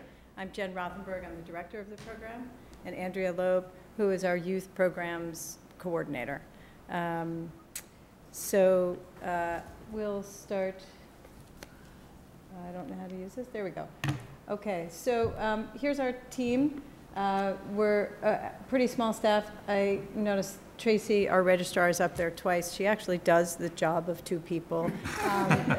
That was an error, however. For the last year and a half, I've been the only full-time employee at Community Ed. Andrea came on full-time officially in July. The rest of our staff are business. Nina, Tracy, and Sarah are part-timers. They work probably about 15, 20 hours a week. Donna was the past director who is now a consultant and works on our special events. She works about 10 hours a week. And then we have 2 evening coordinators who work for us Tuesday, Wednesday, Thursday nights. They're just here a couple hours. But we do also employ 7 site coordinators at each of the elementary schools after school to help us with our youth programs, and Andrea will talk about that. One of my favorite parts is that we also hire and work with, we're up to about 14 high school students now who work with us in our culinary programs. So they work side by side with the chefs that come in to teach our classes. They work at the front desk, and they help us with our tech needs. Our mission, we are always looking to create programming that appeals to a broad audience. In the last couple of years, we've really become a model in the local communities. We're drawing adult students mostly from, they're coming from Medford, Somerville, Cambridge, Lexington, Belmont. We've seen a big increase in the number of students who are coming from other towns to participate in our evening programs. I don't know if maybe you all had a little difficulty parking tonight, but the high school comes alive at night on Tuesday, Wednesday, and Thursday nights. And I do invite all of you to come down and take a walk through or participate in one of our programs. Tonight alone, we have 26 classes. We are all over downstairs doing yoga and cooking classes, dance, music, theater, art. We run our programs. We have 3 catalogs for the adult term. They run straight from September through June. We have been offering daytime classes as well through the senior center. We run classes at various churches in the libraries, and we're adding more weekend programming where we have walks and art and history programming on the weekends. We had, just last week, we had Debbie Irving here, who's a local author and social justice educator. We had one of our largest crowds, about 125 people who came. This is the type of programming that we're hoping to expand on. We have one of our favorite programs last spring was a family sing-along, and it was a Hamilton-themed sing-along. We had about 60 kids up on the stage singing. Those are the types of programs that we feel really passionate about because it helps build an informed and connected community. And that's what we feel we're about, and that's our mission. You can see just a pretty simple chart, but you can see that our programs have been growing. Just the number of classes that we're offering. For example, in 2016, we offered, just in the fall term, 178 classes. This year, we're up to 209. So each term, we are growing and building and trying to change up the types of programs that we offer. Our youth program also is increasing, and summer is going through the roof. So those are just the number of classes that we offered. And then these are the number of distinct students that we have. So for the fall, we had 1,180 last year. This year, we're only about a third of the way through our registrations. Our programming just started in September, and we're over 1,000 registrations already. So and that's just adult programming. Our youth as well is growing and will continue to grow. Andrea's programs, most of the programs do start at the beginning of the year, and they last for the first term, so she doesn't have rolling registrations. And again, these are distinct students. So these are students who are not necessarily, they're coming in and taking multiple classes, many of them. So that's just the number of students that we have.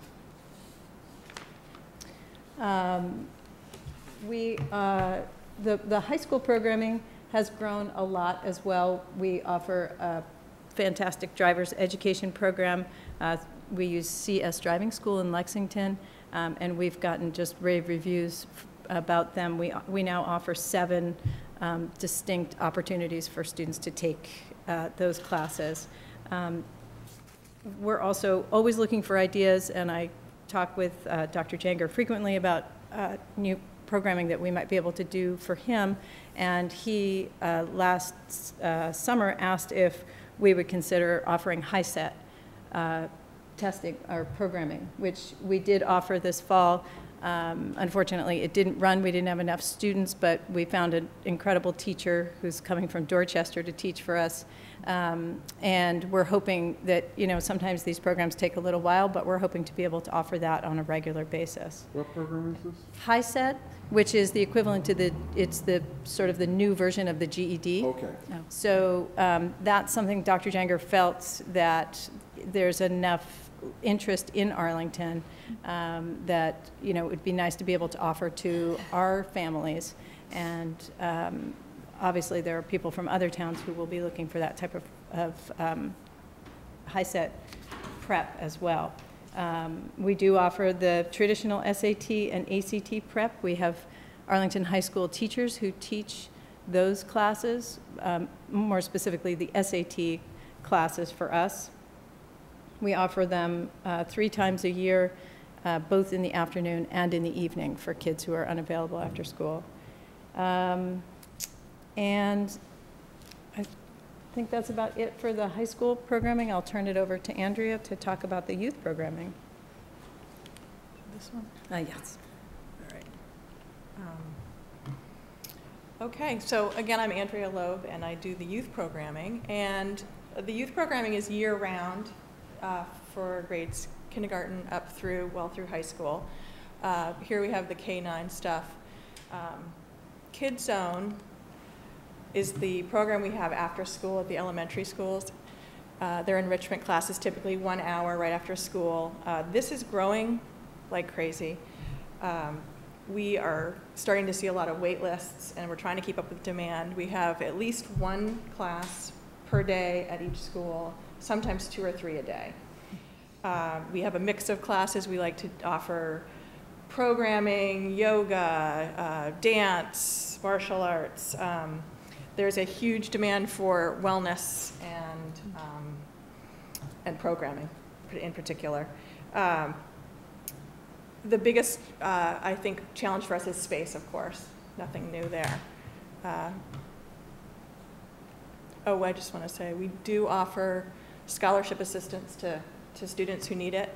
They get 50% off tuition if they receive free lunch, 30% off a reduced lunch, and we do get lots of calls about that, and we are able to accommodate them. Something new with Kids Zone is we've started a new partnership with this company, Rolla, out of Cambridge. We did a pilot program with them this summer at Summer Fun. We did a 2-week immersion program. They were excellent. So we've sort of revamped our languages at the elementary level, and you can see last term we had 76 students, and we already have 190. We're able to offer Spanish every day at every school. We're up to 4 French, 4 Mandarin, and we actually have 2 Portuguese. So we hope to see those grow. We're very excited about that. Some of the goals for Kids Zone is, the big thing on our minds right now is we want to continue to offer Kids Zone to everybody, so that means we have to think about GIBS. We're going to have to start thinking about programming for 6th graders. So we're going to start discussions, probably with Todd Morse, who runs their after-school program, and try to build something substantial for them. Teen Zone, this is our Ottoson Middle School program. We have some favorites that we offer solidly every year, every term: babysitting, programming. We have a running club that's very popular. We have about 40 kids doing that this fall. We've also started offering some programs here at the high school for the middle schoolers, so they come down in groups. They really enjoy it. They'll come down at 3 o'clock, and we've done cooking in the kitchen. We've done parkour in the gym, and they love it. It's sort of exciting for them to come down the hill. And any opportunity to get out of the middle school. Yeah, so we're hoping to expand that a little bit. It's a good time to be in the high school because it's quieter, and it's exciting for the middle schoolers. Vacation Fun, we started 3 years ago. We had heard from a lot of parents that they wanted vacation programming. This is probably our most sluggish program. We have not seen that much growth, and we found parents decide very last minute about this, which is very hard for us to staff. So we're going to try it again in February. This is our 3rd year, maybe, sometimes the 3rd year is the charm. We're going to try it again in February, maybe April. We have about 100 kids, and we're starting to see what kinds of classes they want. The middle schoolers are not that interested, so I think we're going to just do K-5 or K-6. But we're going to give it another go. Summer Fun, on the other hand, is our biggest program. We're seeing huge growth in this. We had over 1,000 students this year, up from 937 last year. The exciting thing about Summer Fun is it's almost all taught by Arlington Public School teachers, and that brings in the kids. They love to be in class with their teachers. The teachers know what they're doing, and it's fun for them because they get to offer other subjects.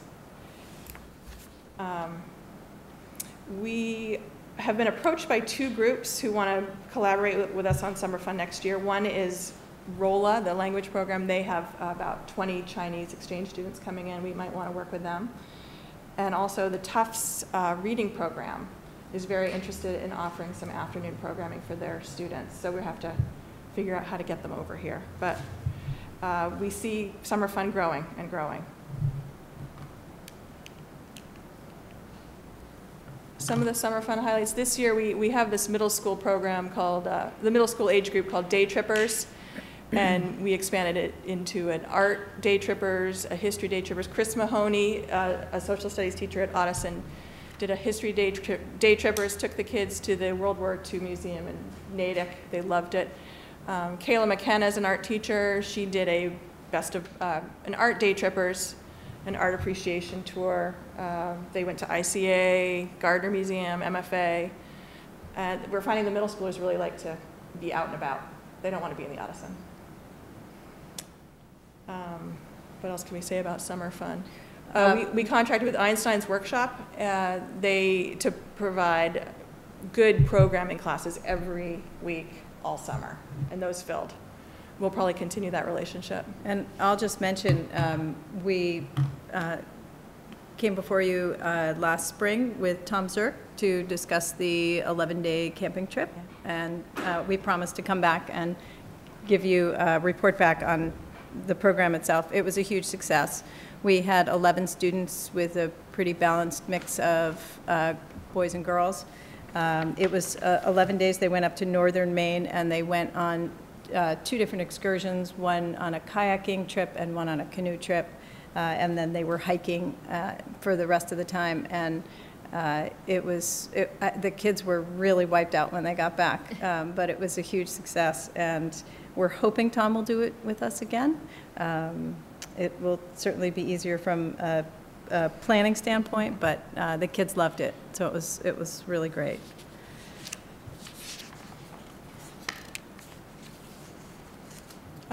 Insider's Guide, this is a popular program we've done for about 6 years at the Summer Fun, and typically about 150 incoming 6th graders come up for a 3-day program with lots of team building. They tour the building, and we have Ottoson teachers run it. So it's sort of exciting for them. So that's about a third of the incoming class participate. And we realized with the new school being under construction, we're not going to be able to do that. But then we started thinking maybe we should do something, maybe not physically in the building, but it would be an opportunity for those sixth graders across town to join together. So we were thinking about maybe developing something for using Gibbs staff for the incoming sixth graders. It would be at the Ottoson, and they'd be team building, and maybe they could, you know, learn how to take the bus down to East Arlington and get to know each other, not just their elementary school classmates. So we're going to think about that and talk about that. Okay. So, big picture. So Arlington Community Ed we're really active. We're an active part of the school community. We bring in a lot of voters into the buildings. So we also have become known now as a place that serves the need of our new immigrants, as well, or in general, the new immigrant population. And so we're offering a lot of ESL classes. We offer a lot of computer skill classes and job training as well. And that's become we've provided more opportunities for that. So that's been wonderful. We are growing, as you can see. We are in desperate need of more staff. Kathy, Dr. Bodie has been working with us to help us find some more space downstairs for our office, and it looks like we might have some new room in the next couple of months. We have one staff member who we are hoping to bring on as salaried and increase her hours to help with more of the programming, but we would also like to bring on a new staff member to help us with the summer fun programming. Allison Sansonito was the director of the program, and she is not going to be able to continue for this summer, so we need to increase our more permanent staff in the office. So we're looking to bring on essentially 2 new part-time employees in the next couple of months. We just love what we do. We love the community. We love bringing the community together and providing the programming to do that, and opportunities for people throughout the entire town and beyond. So thank you for having us, and we're open for any questions. Questions, Jen? So the community education is a great resource. Our family has used it many times. I'm looking forward to my walking tour in the Mount Auburn Cemetery in a couple weeks. Daughter's in running class. So I know that space. I have 2 questions, actually, a comment and a question. Actually, let me get the comment first. So when we think about the building of the Arlington High School, one of the things I stress to community members is how the new high school is not just for the high school students, although obviously that is one of the most important things, but it really is a community resource. And part of the reason that it is a community resource is because it's used in the evenings and the weekends, in the mornings, by adults, by people, by the entire community. And so I think that's a great sort of partnership that we have between the Arlington Public School System and the greater community at large. My question is about space issues, and I know that this is a big issue. I'm sure there are discussions about what's going to happen during the construction at the high school. Are there any sort of slivers of ideas at this point? Are we just sort of not quite sure what we're going to do? I'm really glad you brought it up, because I skipped that part on the slide. But I hope that community ed will be a part of the conversations about the rebuild, because the schools are really being used 15, 18 hours a day. It's not, they don't shut down at 3 o'clock. And we are here until 9, 10 o'clock at night, 3 nights a week. And if we could expand. We could be here every night. So in terms of what's going to happen,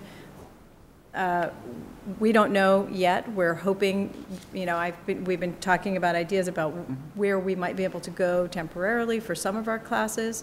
It will be something we're going to have to keep a close eye on during the actual construction. Our hope is if I mean, it depends if it's a renovation, and maybe there'll be spaces that we'll still be able to use. But it is true that our program might suffer for those years during the construction if we don't have places to go. So we're going to have to think outside the box, I think, for that. But in terms of on a daily basis, I know that Andrea struggles the most at the elementary schools trying to find spaces. And that's something that I know she has worked really hard with each of the principals at the schools and the after-school programs to try to carve out spaces, because for her as well, I know she could increase her programming, and parents want us to, and we could take, you know, the 12 kids off the wait list and add another class, but there's nowhere to put them. So that is a big struggle for us. I know that MSBA does not fund administrative offices and things that aren't. Would community education be eligible for part of that funding? And if not, if you don't know, that's something I'd ask you to find out in the planning for the new high school. Yeah, we don't know yet. I think Dr. Bodie had, her impression was that we were different and that we would be eligible. And so, because we're not administrative, right. We're actually a separate program. Well, the early childhood doesn't qualify. Right, so, but I mean, we're not, because we're enrichment. I understand, and although this won't solve the issue that was just brought up, but in the long run, to carve out, I mean, if that can be put into the building as part of it, I think it would be beneficial to the whole town. Absolutely. The MSBA knows that the town will use some of the high school for non-high school related stuff. Right, I understand that, but usually, I mean, there are things that we may make a decision to do on it, but we would have to fund 100%. This, because it is an educational thing, and in my mind, an extension of the regular day programs in a lot of areas, and in providing programs that we have not been able to provide, the foreign language at the elementary level.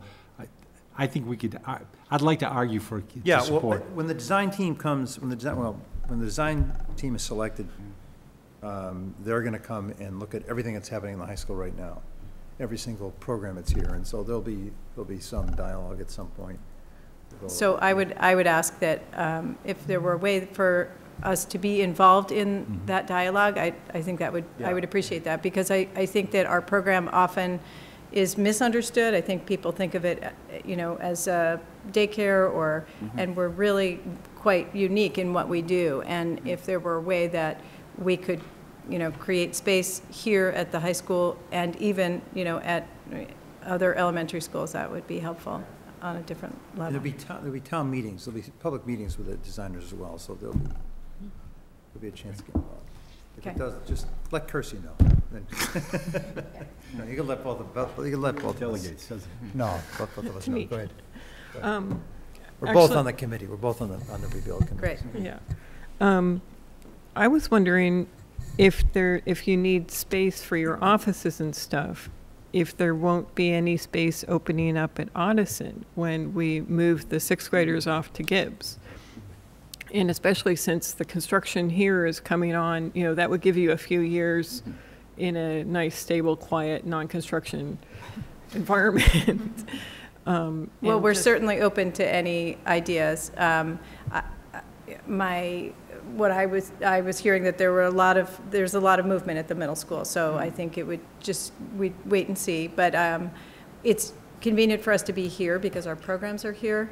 So to have our staff and our equipment and, you know, all of our supplies located here is easier. Obviously, if it's not possible, we'll make it work. But having defined space during the construction will be helpful. Yeah. Again, during, you know, even if the long term is to have you here, during the short term, it may help to move for a while or something. But I don't know.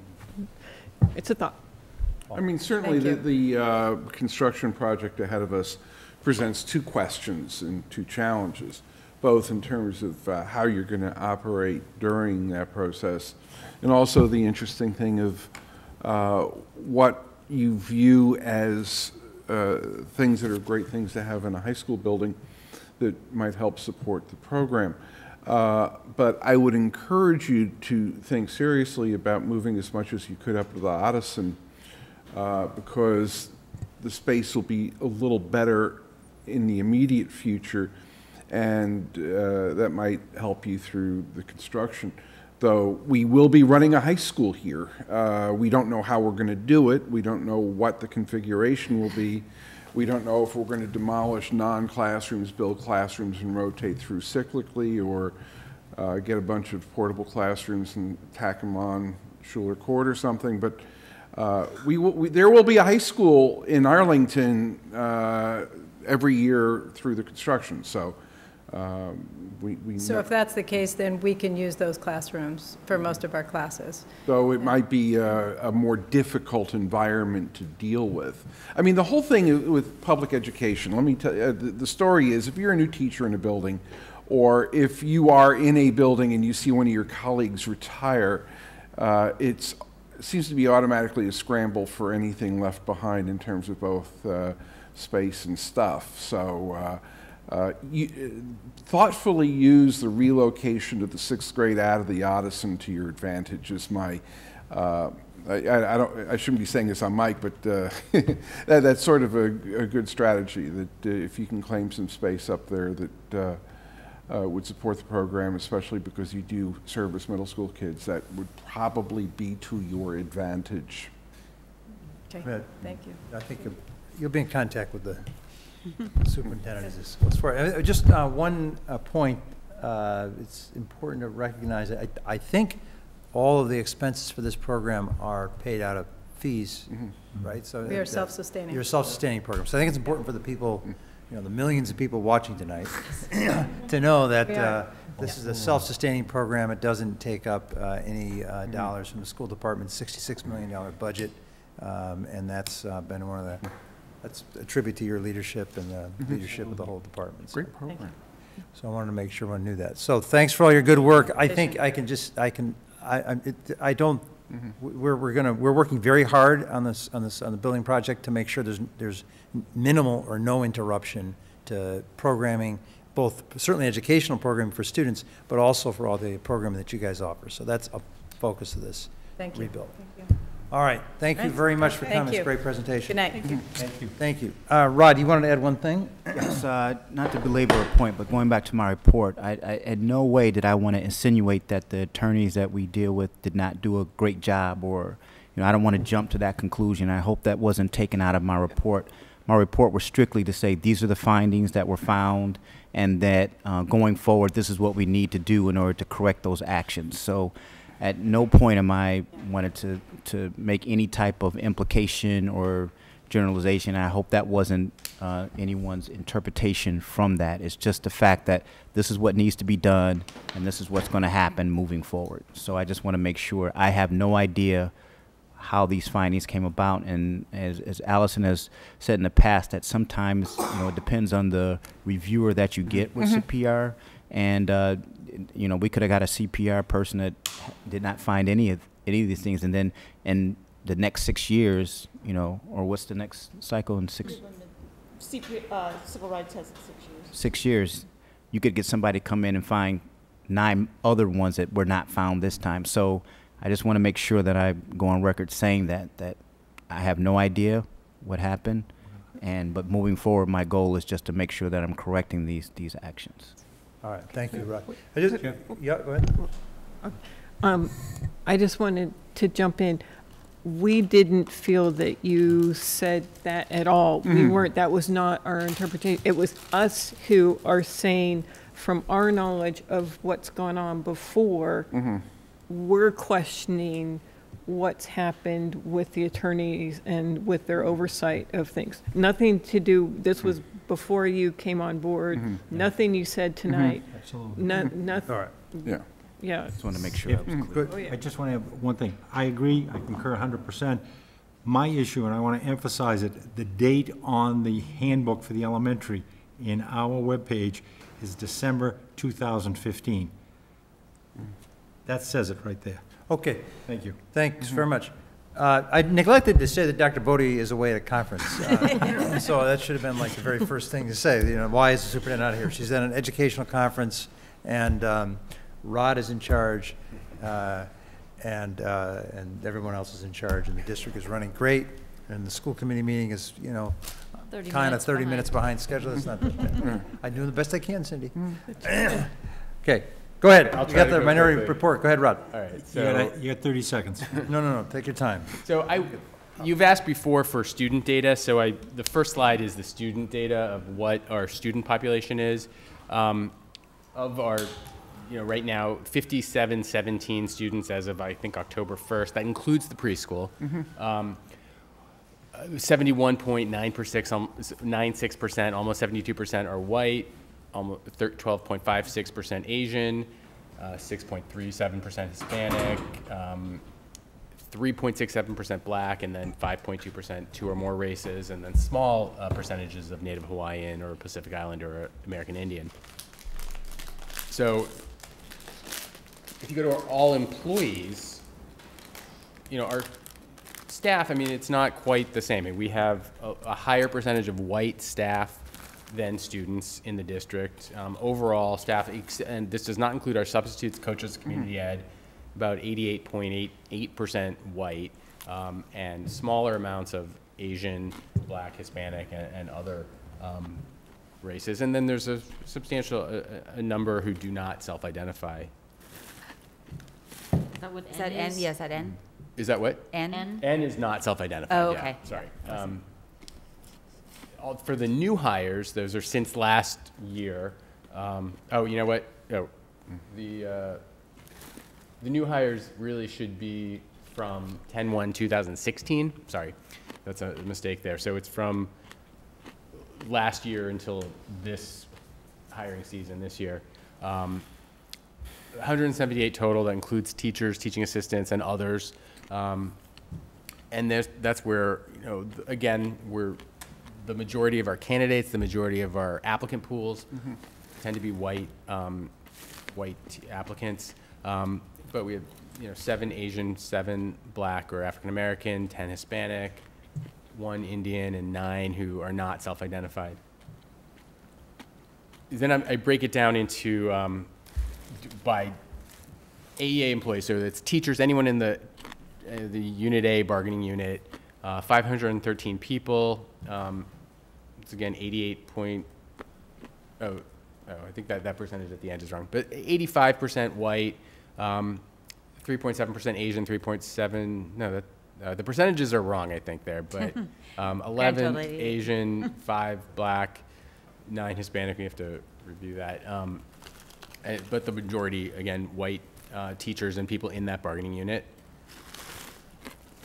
AAA, we have, again, the majority white, and then 1 in each of the other groups. The teaching assistants, behavioral support personnel, tutors, it's consistent. The majority of our staff is white. We're trying to improve our percentages of non-white employees. We're a little higher in the percentage of Black employees in this category, some Asian and Hispanic as well. Through our administration and principals, so that includes our central office administration and our principals. That's pretty self-explanatory of who that is and the percentages there. Central office IT, that's our central office personnel other than the superintendent, assistant superintendent. So our people work in our superintendent's office and office help and everything. And the IT department, 19 people, and you can see 15 white, 1 Hispanic, 2 Black, 1 Asian.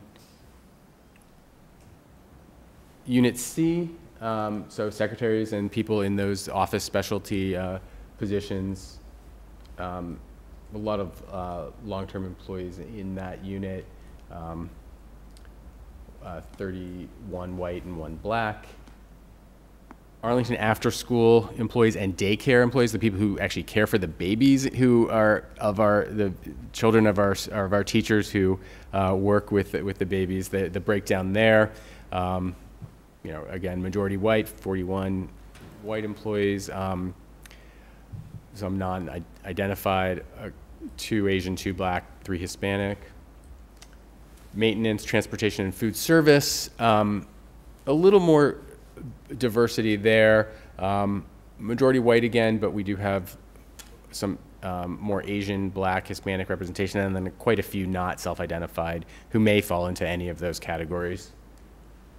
And our traffic supervisor is the last one, and they're all white employees. We did hire one substitute traffic supervisor who is Asian this year, but we didn't include substitutes in the list.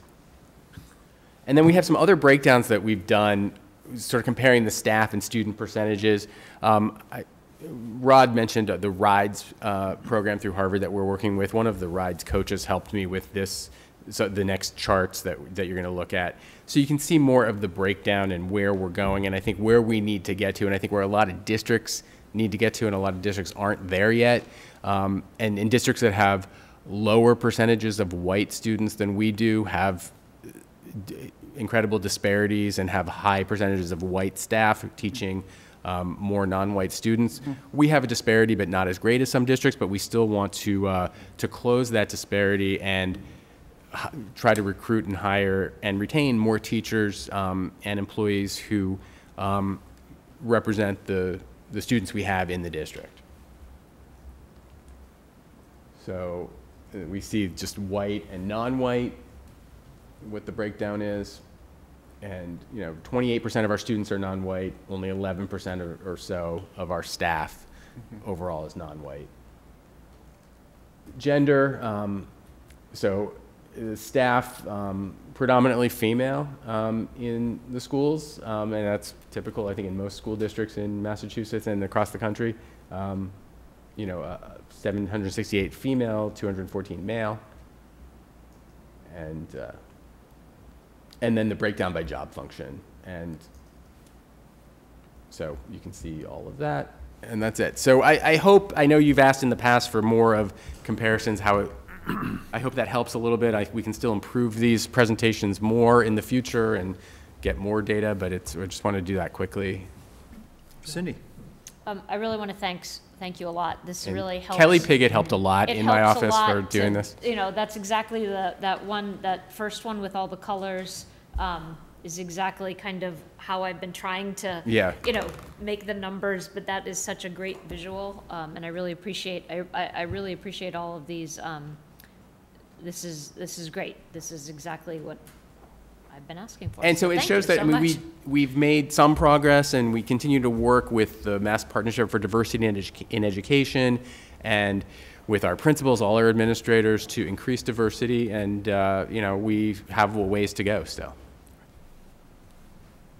Any other questions? Yeah, Jen. So I think this is a fabulous breakdown. It's very informative. Certainly, as you mentioned, we were asking for this last year, and this is great. Can I get a sense of how we're doing relative to last year? Because that's something we actually got a better sense of in the previous way of reporting it.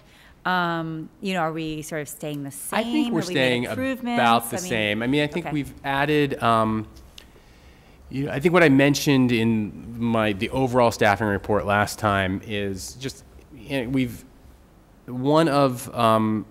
hired a couple permanent subs this year who are in the classrooms. They're covering for teachers on leaves, one at an elementary school, one at the middle school, who are people of color. And so a male teacher of color at the middle school and a female teacher of color who's going to be teaching in kindergarten classrooms in different schools throughout the year. And so that's helpful. We've added a couple more male elementary teachers, which, that's a disproportionately female group. And here and there, we've added some employees in different categories, but not the numbers in sort of critical masses that we need to. But I think it sort of goes the same. I think we've also, what we don't show is who we did have, especially in the teaching assistant category, that's a high turnover category, and we did lose some people in that category who were employees of color, who some were replaced by employees of color, some were not. It's just the way it goes. The people it tends to be younger people in those in those jobs who are moving on to different things. Okay. Yep. Go ahead. Any questions? It's not, usually I ask a question of what can we be doing to help improve going forward. The diversity, and this time I wanted to point out that we're already signed up to go to the Building Bridges Conference, which the topic is Teacher Diversity and Cultural Competency, the Challenges and Applied Strategies to Resolve the Diversity Disparity of the Teacher-to-Student Ratio in Our Public Schools. Yeah, So right. I know we're already signed up for that. I'm going. I think a few of you. A couple of us Okay. are going. And the other thing I will say is that the cultural competency, cultural proficiency for all of our teachers is a big push this year. As you know, we're devoting our November 1st professional day to that topic. We want all teachers to, regardless, I mean, teachers, you know, the parents are talking about the numbers of students. You get 24 individual students in your classroom that have different stories, different family backgrounds, different cultural backgrounds, religious backgrounds, and how do you want to be culturally aware, culturally competent, culturally proficient to teach all of those students. And so that's the kind of thing that we're focusing on for all our staff this year. All right. Let's talk about the MASC. Thank you, Rob. Thanks to the MASC annual business meeting. There are a bunch of resolutions here. I think in the interest of time, are there any questions that, rather than go through each of these, are there any questions that people have for Paul? Yeah.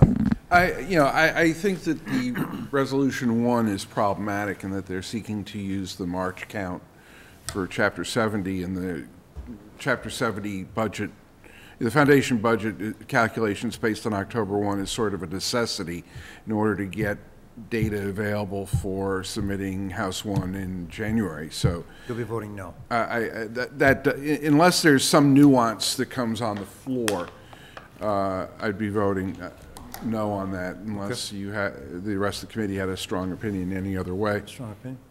Okay. Anything else on the rest of the resolutions, for the most part, you know, there are amendments from the floor. There are some people who view this as an opportunity to show off their town meeting skills.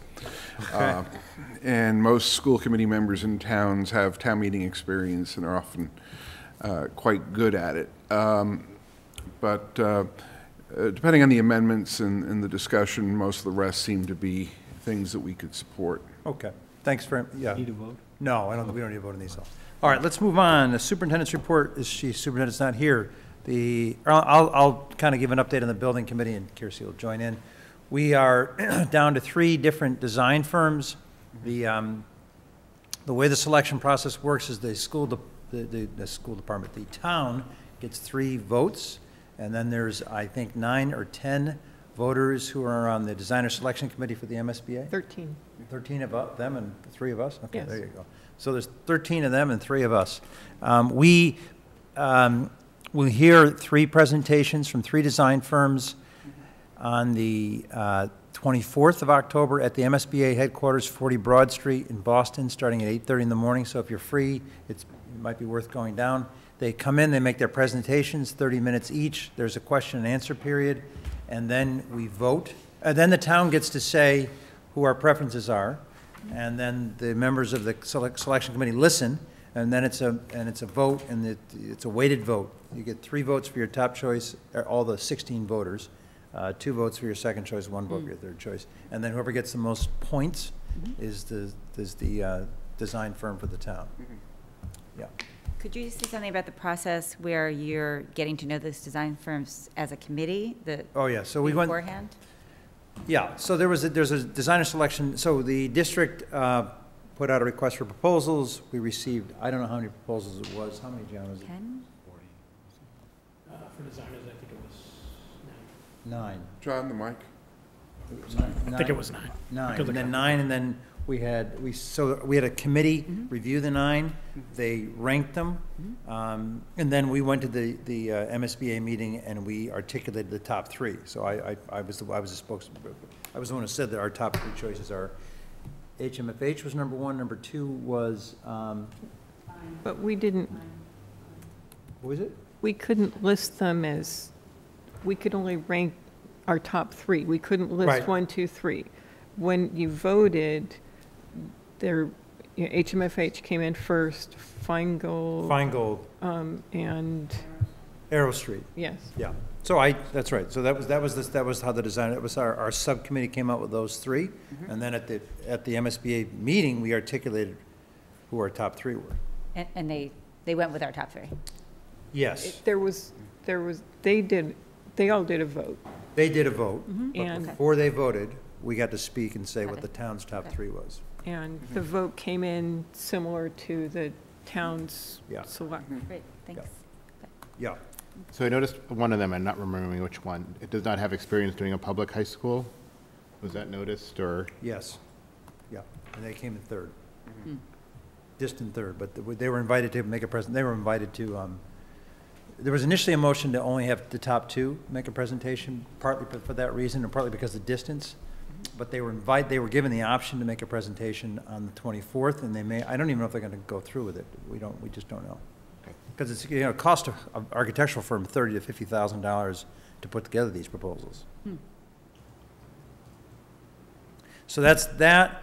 We also met with a subcommittee that's a committee in town, A-Pool, that's interested in having a pool. So we're in dialogue with that group, trying to figure out a way to make that happen. They applied for funding from the CPA committee, the Community Preservation Act committee. They were not successful because it's really not fully an outdoor project. And so they're going to try to get some money from the capital planning committee. But they're not, right.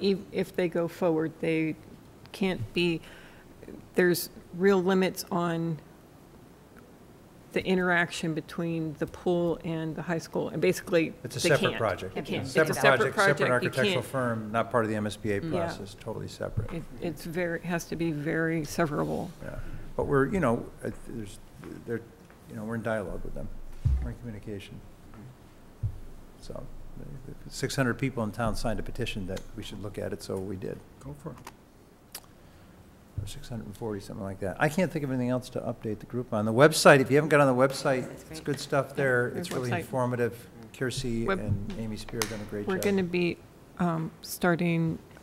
introducing a blog in the next couple weeks where instead of just small things, this will be a place where we can explore issues in depth. The first article is probably going to be on what the role and the selection process is for a designer. Okay. So that'll be coming out soon. Cool.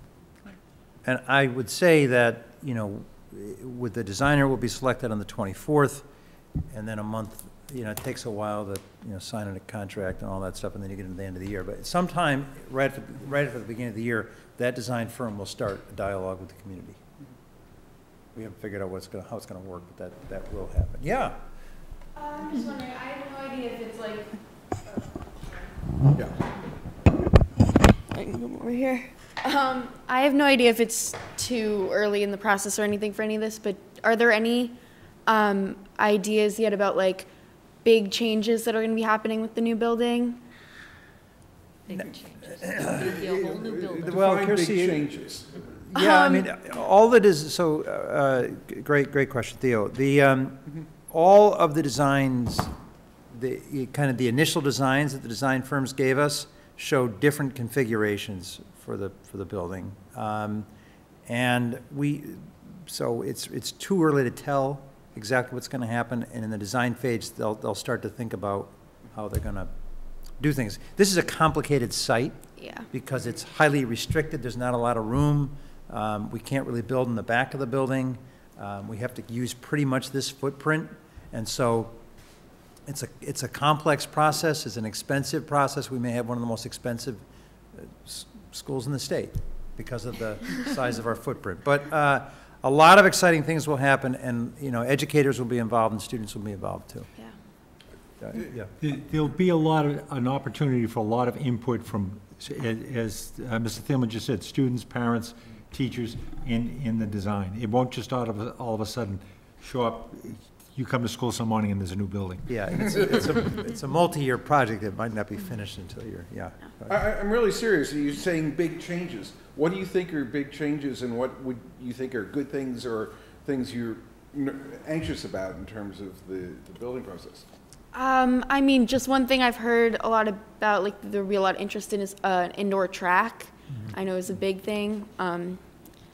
People have to run track around the 3rd floor, Yeah. which, We've seen that. yeah, not everyone's a fan of that. I don't know. It's like off the top of my head, there's like not a ton I can think of. A lot of it is just smaller stuff, but I don't know. I just didn't know if there were any like plans being made about. Yeah. I mean, your dreams and aspirations should be put on the table, definitely. Absolutely, because you live in this building on a day-to-day basis. Well, I'm gonna let Kirsty kind of give the facts. So there's some problems if you're talking about doing any changes to the gyms, because the current MSBA formula wouldn't allow us to have 2 gyms, let alone 3, whatever you count the pit for. So if we do significant changes to the gyms, like add an indoor track, we have to X out one of them.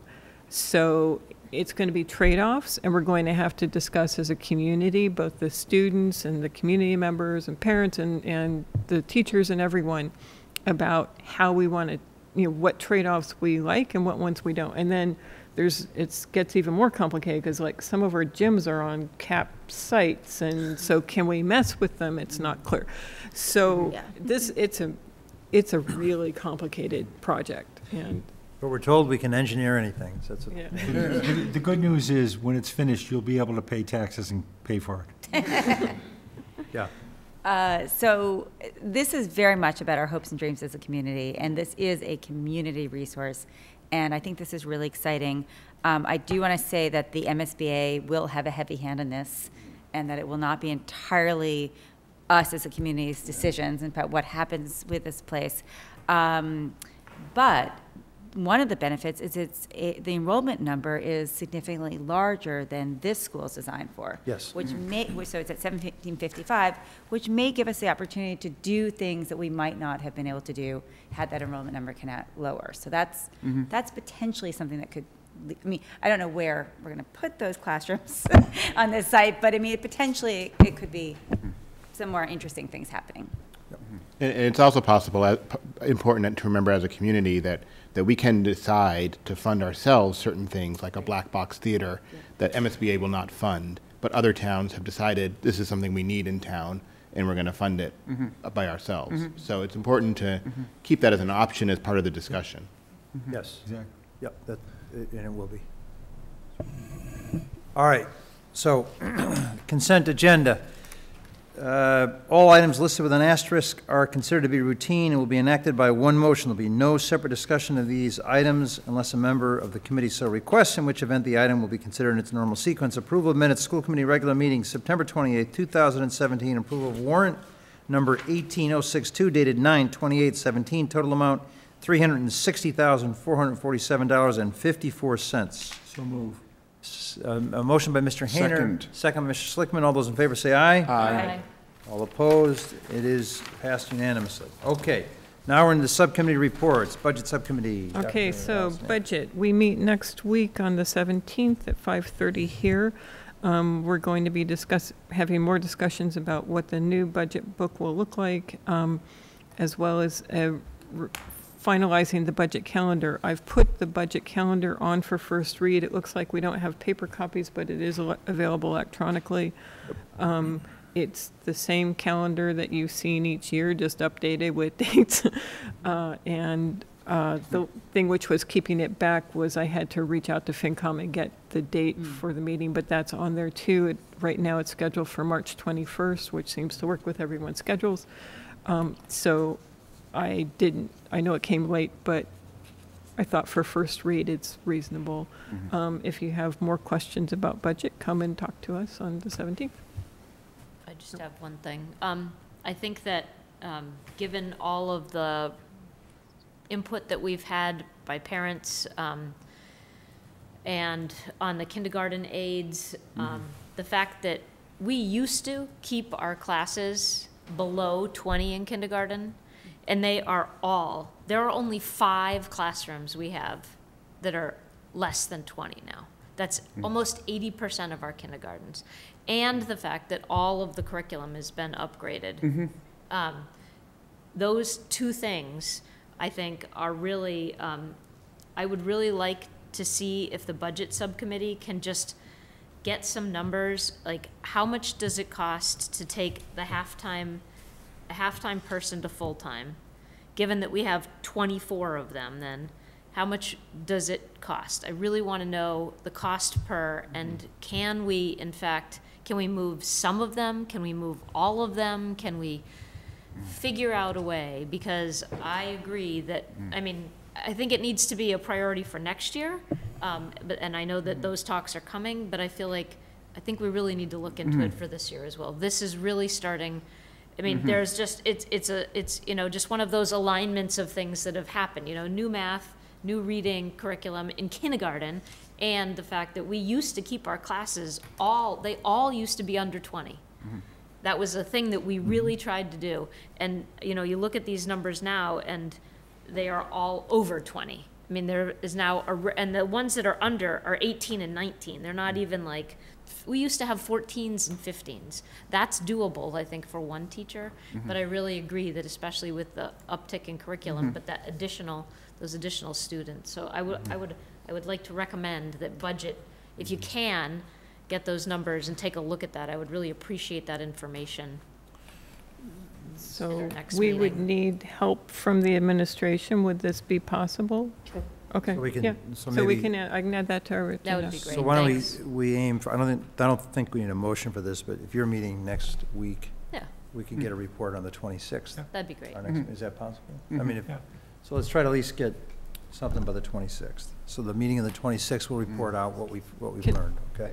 So can I just point out, I'm not disagreeing that the classes are crowded, and especially that we have some over 25. There's disparate full-time aides and half-time aides and stuff. We haven't heard anything from the principals, and I'm just noting that, that you know, usually we like to hear from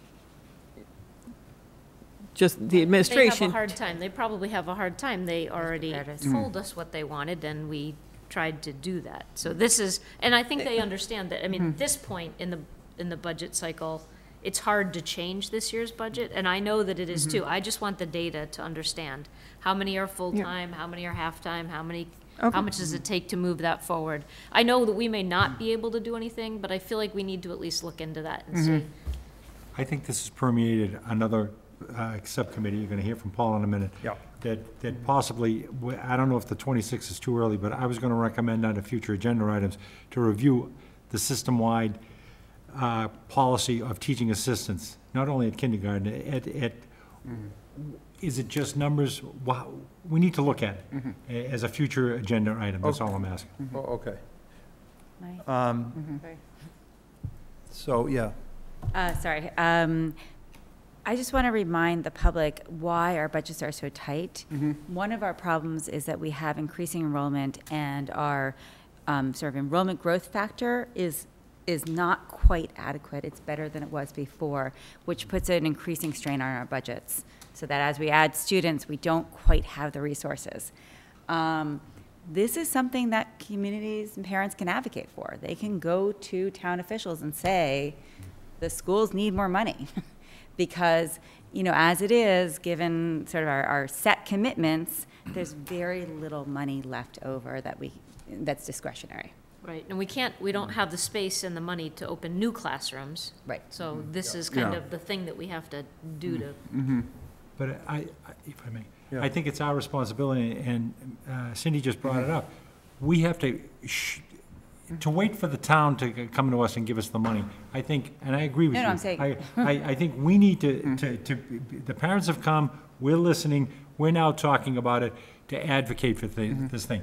I'm the guy that sits on the committee, usually doesn't vote for the budget because I don't think it's enough each year, where I'm coming from. And I still believe that we should advocate educationally, fiscally responsible, and then if the town decides to cut, then we have to take the axe.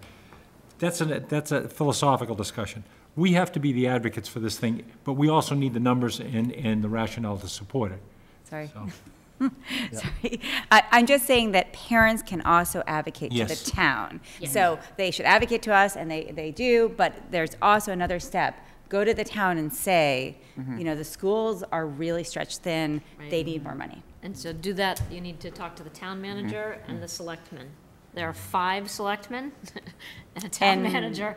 Well, and FinCom, people in Finance Committee. Yeah, All right. and the All right. FinCom, yeah. And that's run true. for town meeting. Okay. Yeah. Okay, we got to keep going here. Okay, thank you very much. Lost my, so budget, community relations, Cindy. I just wondered if we could get a brief update from the people who went to the chat. Oh, well, nothing happened at the chat until the very, very, very end. Jennifer had to leave about 7 minutes early, and 5 minutes before the end of the chat, I had 2 people come over and talk to me. One was a teacher in another town who saw that we were school committee people and wanted to know what a school committee was. I said it's sort of like a school board. If you're from another state, it's just the terminology was unusual for her. She's new here. She just came from Michigan. And another person who's on the bicycle committee came by and told us, gee, what a wonderful job the school committee is doing. You're working really hard, doing great things with tremendous challenges, but maybe you can get some sort of a volunteer program in the elementary schools to teach bike safety. Cool. So that might be a liaison we might want to pursue. I'm sorry I missed it. Okay, thank you very much. Thanks. That's it. Okay, thank you. Facilities, Jennifer. Oh, on community relations? I'm sorry, it's community relations, after community relations, district accountability, curriculum, instruction, and assessment. Paul. Before that, I want to just sort of ask community relations, because I think it's in their ballgame. There was a communication this week about the way we communicate, which I think there's some really good points in. If community relations could, I'm sure you're going to consider it anyway. I think it's something that you have a passion for, but I think there's some good suggestions in that correspondence that might warrant some discussion. There was an email to us in the past day or two. CIAA, we had a meeting on Tuesday. We had a group of people, mostly from the Pierce, talking about teaching assistants, and I think that we've hashed much of it. Mr. McNeil was there. He was a really good partner in his first subcommittee meeting. We're glad to have him. I mean, we're talking about 2 things. One with the aides, and folks were advocating for adding aides now. It's only $200,000 to do it. And we all pointed out that, you know, the budget is really tight and that almost every cent is committed. And oftentimes spent by the time we start because we've made commitments to salaries and we've bought all the stuff we're going to use. So finding money in this year's budget is a strain. But if there were some things that were going to happen as a result of staff exchanges or other unanticipated savings, we could take a look at the situation. Mr. McNeil also said that he'd check out some of the classrooms and see how things are going and have some recommendations for what we can do to ensure that quality teaching and learning is going on. The other discussion was regarding gifted programs in the ACE, and there was some concern that as we split Ottoson to Gibbs, that the ACE program would stay at the Ottoson and would not appear at the Gibbs, so that the 6th graders would lose it. And so the subsequent discussion was basically, we don't know how we're going to split yet. Be in touch with everybody as we're designing the Gibbs, but there was a commitment, and Mr. McNeil certainly said that whether there's an ACE program or some other methodology for serving gifted kids, we have a commitment to meeting the needs of all children in this district, and we're going to ensure that that happens. But there's a lot of work to be done in terms of planning out for the split at the Gibbs. And those are the 2 discussion topics. We had about an hour, 15 minutes worth of meeting, and we will keep on talking. Okay, thank you. Now, facilities. So we have a upcoming meeting. The date is not determined yet to discuss concerns that parents at Hardy have about the playground space, and then something that straddles both community relations and facilities, which is sort of technological issues in the district that impact on communication and you know, other sort of interactions between for parents. Okay. Okay. Policies and procedures, Len? So it looks like we're going to meet on October 24th at 5:30. I'll just did a doodle, so we'll have to confirm that for sure. And Mike Gilbert from MASC will be there to guide us through our first review of Policy A, the contract that we have with them to update all our policies. So we'll see how that goes. Great. School enrollment task force, there's nothing to report. Is that committee going to stay in effect, or I'm just curious? It's still there. It's, if the town manager, Okay. superintendent want to call the task force to meet, we would be the reps. Fine. Legal services review, and any report there? We're still waiting on the summer report to come in. Okay. AHS Building Committee, we just talked about. The Gibbs Committee, Cindy, anything? Could I just ask a question? If parents or groups have concerns, who do they bring them to? The superintendent or to you?